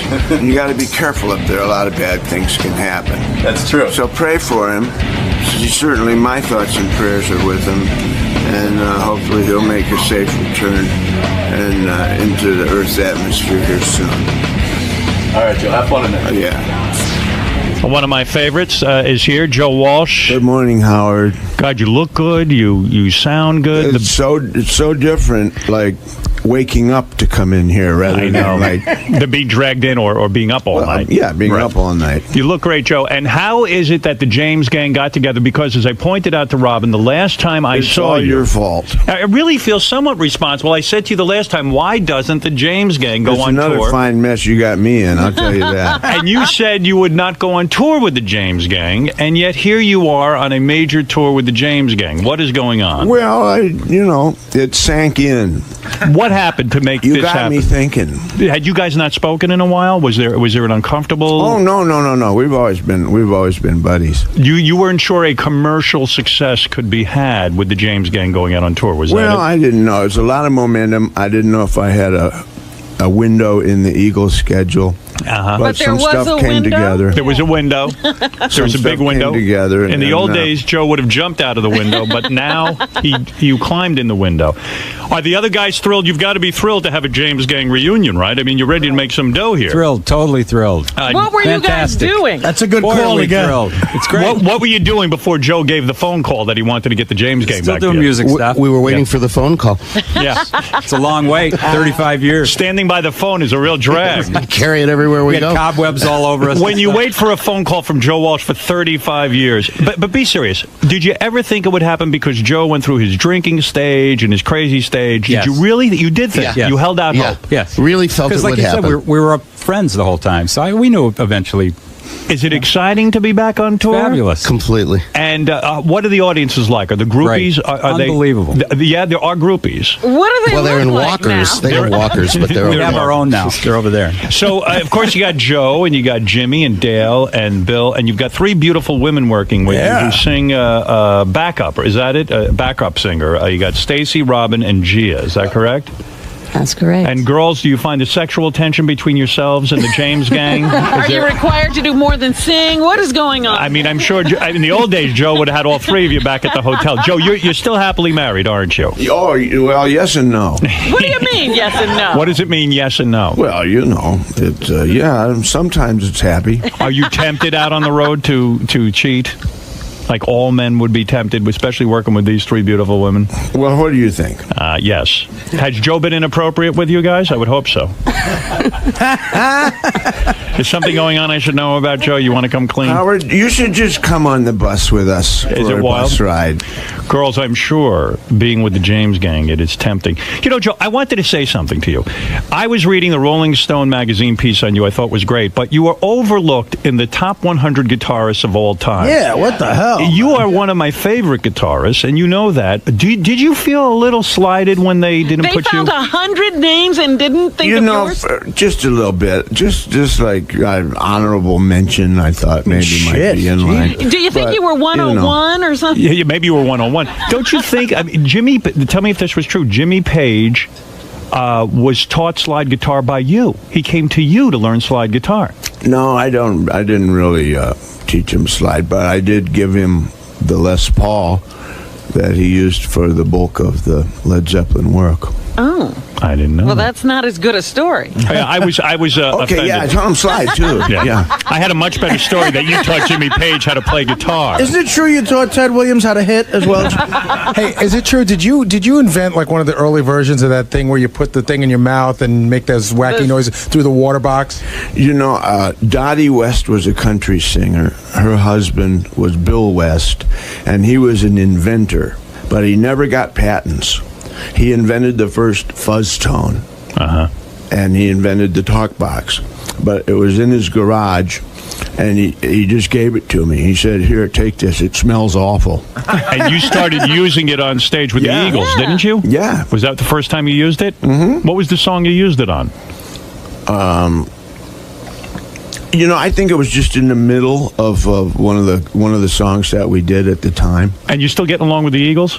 Oh, yeah, they're going to do an album, right? Everything's cool. A new album is coming out. Everything's good. Yeah, you know what? We gotta do an album. This is an amazing transition. We played everywhere, and we don't want to turn it into a cover band. We don't want to turn it into the Beach Boys. Was that your daughter sitting out there in the green room with you? Yeah. That's Lucy? Yeah, it's Lucy. And Lucy is a musician as well. Mm-hmm. And she toured with Ashley Simpson. She did. And now she's got her own record deal. She's got a record deal with Island. Is she and good? She did it all herself. Yeah, because you were like she is how old now? 20-something? Yeah. All right, so she was growing up while you were in the crazy Joe Walsh Yeah, I was going to stage. say, how long have you known her? Yeah, I mean, when did you get reacquainted? Well, she was about 12 when I got sober. Are you going to introduce me to her, or are you going to keep her out there? Well, I'm going to keep her out there. Good move. You're a smart man. No, but she evidently is very beautiful and a musician. She's a great musician. Holy smokes. But growing up, you didn't have much contact with her, right? Because yeah, right. So do you think it was like a case of I want to be like my father? Maybe I'll get to know my father through music? Yeah, I think so. But she's got the music gene. And now you guys hang out together and you're reestablishing. Oh, there she is. Oh, good. There she is. There she is. Hey, Howard, baby. this is Lucy. I'll be polite. Don't worry, Joe. Hi, Lucy. that's How are Howard. you? Hi, Robin. Hi there. How are you? I'm very well. So, Lucy, you have your own music career going now, right? And you have an album coming out? I do. I'm a recording artist on Island Def Jam. What kind of music are you doing? You rocking or? Definitely going to be pop radio, but it's I think it's a breath of fresh air for artists my age. These girls that are kind of Do you go by the name Lucy Walsh? Yeah. Is it hard being the daughter of the great superstar Joe Walsh to actually go out there and try to make a musical career while you have a father like that? I think that the name gets you in the door very easily, but if you don't have the talent to stay there, nobody gives a shit, really. Do you think that it was a way of connecting with your father because he wasn't around, because he was high all those years and everything? Well, I've definitely learned a lot about the ways that he is. Right. Doing it myself and seeing what it's like to be on the road and seeing how freaked out you get when you come home and you just want to be left alone. And So you understand your dad. You understand he probably loved you. He just wasn't capable of dealing with you. Oh, this must have been some group therapy session you two Wow, were. yeah. Oh man. Yeah, so it when was did you start sweet. to get to know your dad again? I mean, I'm pleased to see you guys running because I love Joe, and it's nice that his daughter has a relationship with him in my early teens, in your early teens. we kind of made the big commitment to reconnect. How was that? Did you yell at him a bunch first? Yeah, were you really You did? angry? Yeah. A bit, yeah. Was Joe able to We take had a it? couple good. Oh yeah. He was over. He just sat and listened, and then he. I had it coming, didn't I? Yeah, oh, Joe, yeah. I'm proud of you. I'm proud of you for being able to handle that. Yeah, that's not easy I to don't handle. do that anymore. She pretty much taught me how to be a dad. That would drive me back to drink, that yelling situation. So now you guys have a good relationship. By the way, you're a very attractive girl. Now, Thank you. which wife was Lucy's mother? Was it number one or number two? Number two. Number two. Plaintiff. Plaintiff. Plaintiff. That's her Yeah. name, yes. And now you have a nice relationship with your father. It's wonderful. That's great. It's very interesting, and it's definitely a learning process. Did you have rebellious years where you tried to get his attention by acting out in bizarre ways? I think those are now. Now. I think that's starting now. Right. You are. You're shooting a pilot for a reality show, right? We've been working on an MTV pilot. You're in it, Joe? Yeah, well, I have to be. Yeah, it's kind of. You want to play her dad? No. No, okay. Well, Joe, you're very private, actually. Very private. Does it bother you to be on an MTV reality show, being Yeah, a Lucy's little bit. dad? It does, little because bit. there's a lot of shit that still needs to be worked out, right? A little bit. Is it all honest and come out? Is there embarrassing moments? Well, I don't. They're going back and forth. I mean, for me to be me, it's got to be unscripted. Right. And as soon as you say Joe Walsh and unscripted, guys with ties get really nervous. Right. Did you have video cameras in your home following you around? Yeah, we did a pilot. Oh, you did it? Yeah. And that didn't disturb How you? was that? Yeah. Well, it's kind of weird. Yeah. I mean, you're used to it. Everywhere you go. Not in my home. I don't think I could handle that, to be honest with Yeah. Yeah, the house is all It's kind lit of an up invasion with, of like- privacy. Yeah. But Yeah. But you did it to help your daughter out. Yeah. So this is the beginning of a career for you. When is your album coming out? Next year, spring, tentatively. Wow. Is it done, or are you still working? I'm about 7 songs in, and it's the experience is nothing like I thought it would be. Yeah. Well, come and see us when you're promoting the I record. definitely will see you again. Yeah, Has that's Joe heard the music? I mean, He what do you think, has. He Dad? has. You all right with it, Joe? She's so far ahead of me when I was her age. I'm just really, really proud of her. And you were the keyboard player for Ashley Simpson? I toured with her on her first record. Does she have any talent, or were you? She does. She's Well, a great Lucy girl. also sang. Did she actually sing the With vocal? Ashley, yeah. I see. So you doubled her voice. Ashley sounded really good with Lucy singing. I see. Does she really have a Obviously, you weren't there that day she was at that stadium. I came in right. Oh yes, I was. You were for the Orange Bowl. Oh, you What was that like? Whoa. That was insane. It was over 70,000 people booing, and we had no sound in our ears, just the bounce back from the music in this huge. Where'd you grow up? I grew up in L.A. You must have been real popular with the boys, huh? Oh, I'm very popular with the boys. I bet gotta you. say. Oh, poor Joe. Yeah. Wow. Stay away from that Ashton Kutcher. You're not acting out sexually, I hope. I'm a good girl. You are a good girl. You're not giving yourself to a lot of different rock I'm musicians. totally in love and a very With good what, a rock guy? with a pop star. He's I the see. singer of the Click Five. His name's Eric, and he's out in the other room. Are there any videotapes of the two of you making love that are going to end up on the internet? Because I have to- None have leaked yet, but There's a few of your father, I think. Well, congratulations to you. Thank Nice you to meet you. so That's much. Lucy, who is Joe's Pleasure daughter. to meet you. too. You know, Joe, when you stay out of the parenting, you raise lovely children. Yeah, your children turn out well. Ain't it great? you got a good one there. Nah, that was a great surprise when I got sober. Holy smokes. Yeah. Well, anyway, I'm excited about this reunion. And by the way, Joe, you were not an original member of the James Gang. No, I replaced a guy named Glenn Schwartz. And when you replaced Glenn, the band became successful. Is that true, guys? Very true. Very true, yes. All right, well, good for you. Then Joe decided to leave. Then Joe had to leave to discover himself. He wasn't comfortable being part of a trio. Yes, I had to head out into the great unknown. Rather than leave the guys, couldn't you just add more people and then not be part of a trio? I probably could have. And it was the Eagles' greatest break getting you, wasn't it? Because it really it hipped up their sound somewhat. Well, it made for some interesting chemistry. All right, here is the James Gang. First of all, your background singers there are They're intriguing. great. My guess is Joe is openly doing the blonde, secretly doing the brunette in the He's middle. got them all, but and they was- don't know. And was rejected by the third girl. There's got to be some. Are any of you in love with Joe? Is that what's going on back there? Because I don't know. I'm not squealing. Are you being faithful, Joe? Yes. You are? Yes. All right, that's good. You should come on the bus. It's fun. Tell me about your guitar We have a stuff. Tupperware party. I bet. What is faithful to you, though? Is oral sex faithful? Girls, you're allowed to give Joe oral sex? No, it's not. You're not. Okay. Nah, See, it's now, not. would I make a good president or what? You did run for president. I did. I'm running again. I think I'm thinking of running, too. I You think should. I'm going to. I'll be vice president. Well, wait a No, minute. If Mrs. you Earl and, DePro Monroe is going to be my vice president. Oh, okay. you and Joe both run, you'll split the vote, the crazy vote. No. I'm being very serious I'll about do the this. United I'll get Nations. us out of the war in Iraq in a day. How long will it take you? 2 days. 2 days. So I'm a better president. Yeah, you would be. I would be. I secede. Why are you thinking of running? He Seriously, secedes. I'm thinking of running. I would just get in and get us out of Iraq in a day. It'd be over. Well, And then you won't want to be president anymore. Well, so what? I'll make my vice president the president. I think that this country should have quality problems, and I would intend to have us have quality problems instead of awful problems. Good for you. You always make a good candidate. That's pretty good, isn't it? Joe, tell me something. And think of the pussy if you're president. My right. God. Yeah. You think rockstar pussy is good. Forget about it. Joe. Yeah, you get Monica Lewinsky. Oh, my. Joe, tell me about your guitar style for a second. I was shocked to read that your guitar style, Pete Townsend was your hero, and your guitar style is not just rhythm guitar or lead guitar, it's rhythm lead guitar, right? Yeah. And that's why it was easy for you to be in a band of 3 guys because you're doing the part of 2 people. Well, that kind of I never planned on being a singer. You always wanted to be a guitar player. Well, see, our singer quit. Is that what happened? Is that on the way to a gig? And so and you we guys couldn't. We had to play because we didn't have gas money to get back home. Oh, my. And so I was the singer. So you became the guy. And being the singer, I had to modify my guitar playing.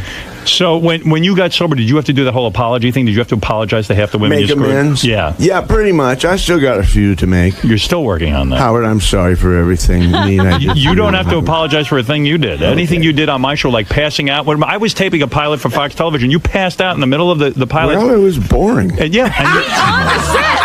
And he fell down. He fell down during. I was interviewing someone, and you just slept during the whole show. It was the greatest thing ever. If you could have sat there and slept, I think the show would have gotten picked Well, up. probably a little nap was in order. Absolutely. So, I was going to ask you. You recently played a bar mitzvah, which I was shocked. You and Henley. Oh, yeah, that. It was a tremendous amount of money, though, right? Did you get something like $1 million? We got a lot of money. Was it $1 million? Maybe between us. So $1 million for the 2 of you guys to show up. And how many songs did you play? Oh, we played about 6. 6 songs. Yeah. Holy shit. That's about I don't know, $300 a note.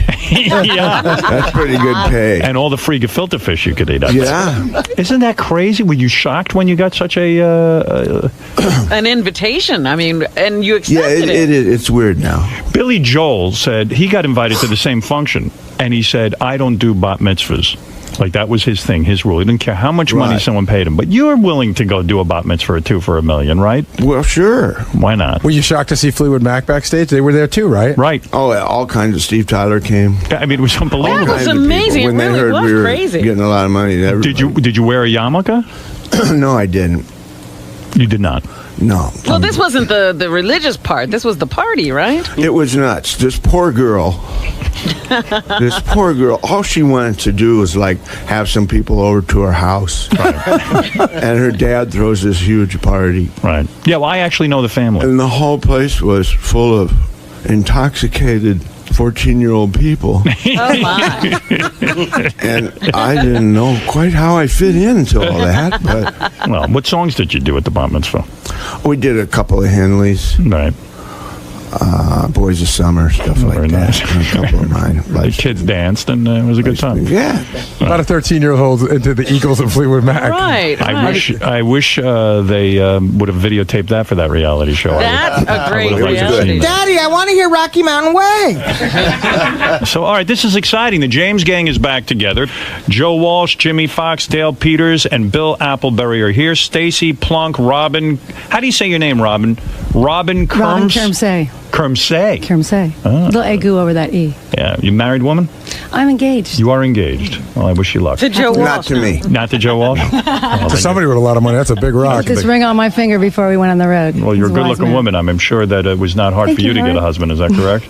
Pardon me? Is he a rich guy? I think that he's accomplished. What does he you do? can say that. What Rich is- in spirit, though, the most. What kind of work is this guy into? He's in car industry. Cars. I knew I should have gotten into that. So is my father, too. Yes, and also Gia, and I hope I'm saying this name right. Cambodi. Chimbodi. You engaged too? No. Well, you can be with Joe tonight. You'll be a lucky woman. Be with the whole James gang. What about you, Stacy? What's your That's a story? You got a different boyfriend, or are you playing the field? That's my answer. Oh, you're a lesbian. Oh. Are you a lesbian? No. No.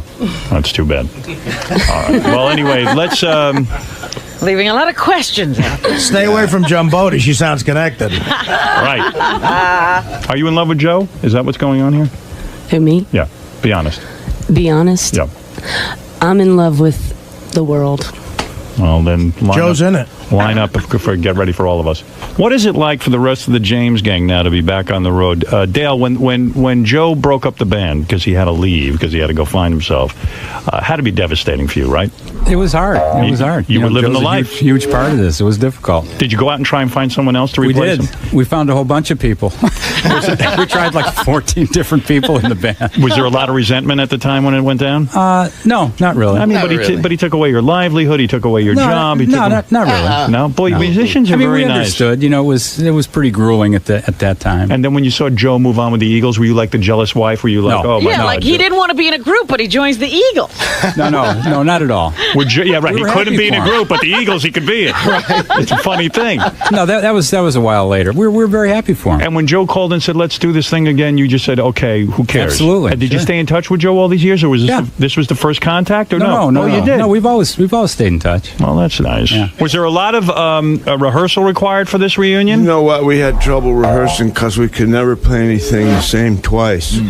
So we didn't know if we knew it or not. We just, let's go play in front of people. And, the heck with it, this. and it's sort of, how many concerts have you done so far together as the James? 7. Yeah. And this will continue for some time. Yeah. All right, good. Jeff, go ahead. You're on the air in Boston. First of all, I saw Joe at the Boston Garden with the Eagles, and Joe stole the show. He did 7 songs solo that night a few years back. Joe makes interesting facial movements while he plays. You do steal the show, even with the Eagles. Is that an intentional thing, or has that always been that way? It's almost like a facial tick. You know what? My grandfather saw me on TV, and he said, I had to change the channel. It was so disturbing to him, you mean? Hey, Howard. Why can't you stand there like everybody else, he said. You know, Artie and I went to see the Eagles show last year, and Joe steals the show just because of the songs. I mean, you know, it's funny. The Eagles had, what, 8 or 9 albums out before Joe joined them, and what, 2 or 3 with you? Is that how many? But it's almost like there's a whole group of people who think the Eagles are Joe Walsh. I think that's where some of the animosity in the band came from. That would be me. But when you do Life's Been Good, and when you do Rocky Mountain Way, those are the songs that make everybody jump out of their seats. In the city. Yeah. Life in the Fast Lane. Well, thank you, everybody. But real quickly, Don and Glenn are the Wait a second. You guys are talking over each other. I'm sorry. Let Joe talk. He's the one being interviewed. You'll get your question. I just want to say Don and Glenn are the Eagles. And there you go. Well, you've been to play trained. guitar for such brilliant singers. They don't let you forget that at all. Boy, they got you trained. Wow. Well, you're the Eagles, too. Yeah, go ahead. I'm sorry. What were you saying? I've seen Lucy perform with Ashley Simpson, and I think Lucy could probably square away some rumors on Andy Dick's sexuality.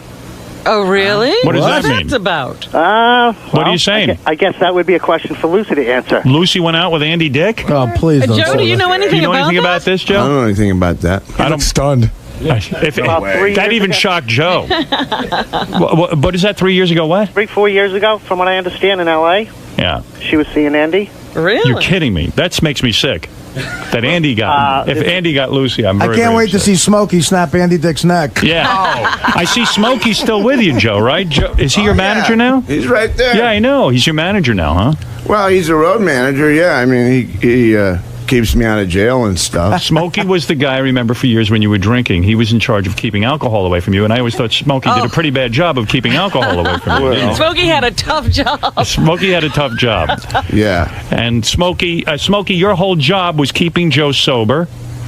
And you have been a success at it now for a couple of years, haven't you? Nobody thought he would win this battle. Joe, Smokey, I never thought you'd win the battle with Joe, to be honest with you. Well, something, the difficult I'll do right away. The impossible takes a little longer.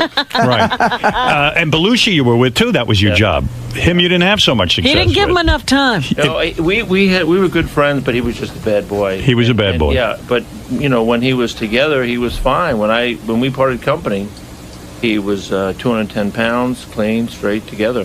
Yeah, he had lost like 20 pounds and was talking about the future and stuff. Yeah. And, are you shocked to see Joe in this kind of condition now? Did you ever imagine this would happen? Yes. You did? No, you have to pinch yourself every day. Come on. I'm drinking.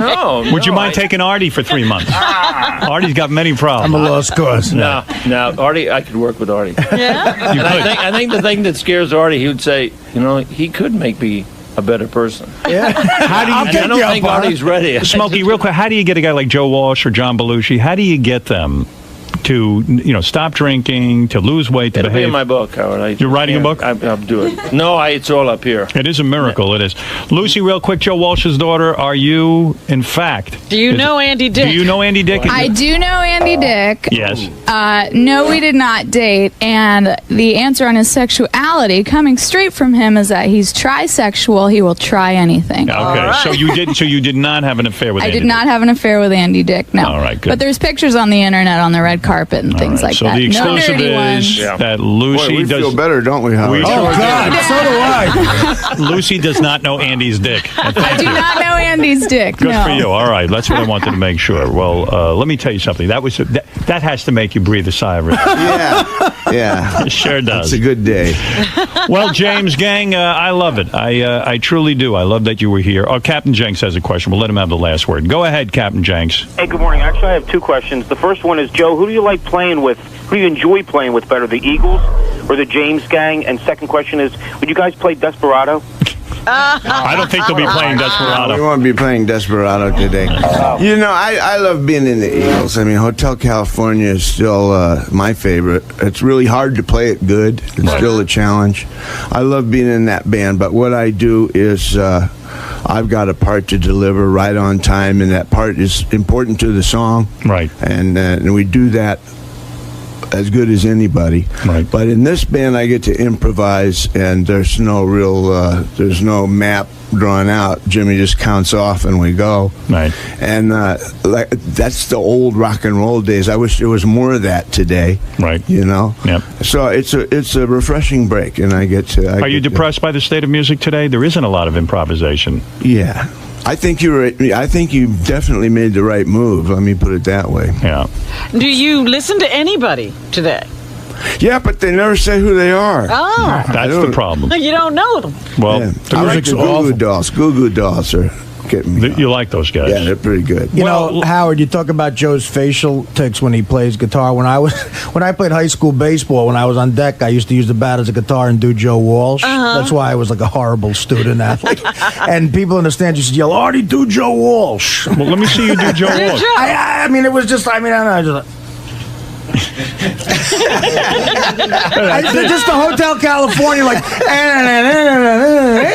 I'm not even aware I do that. You're not aware of it? No. Because it's entertaining. I mean, because the Eagles especially. Oh, it's unreal. They all stand there like wooden posts, and you're moving around, you're putting the camera on your head. I mean, it is fun to watch. It's easy to look animated next to Timothy B. Schmidt. But yeah, that one video you guys put out, a live Hotel California, when you're going back and forth at the end guitar solo with the. It's a little cooler than Artie does it. Well, yeah, it is. But I'm a fat guy. That's because when Joe does it, he's actually playing Hotel California. I used to do that on deck. That's why I didn't bat 300 my senior year. Go ahead, Pete. Quickly say hi to the James gang in Wellington, Florida. Howard, how are you, sir? All right. You are once again the absolute god. And Joe Walsh, I just got to tell you, I used to play I'm 40 years old. 40 years old now. Before I became a partial quadriplegic like I am now, I used to be a pretty decent guitar player. And I can absolutely say you are unequivocally one of the most underrated guitar players, singer-songwriters in music today, period, bar none. Well, that is true. I have to agree with that, Pete. There's no question about it. Thank you.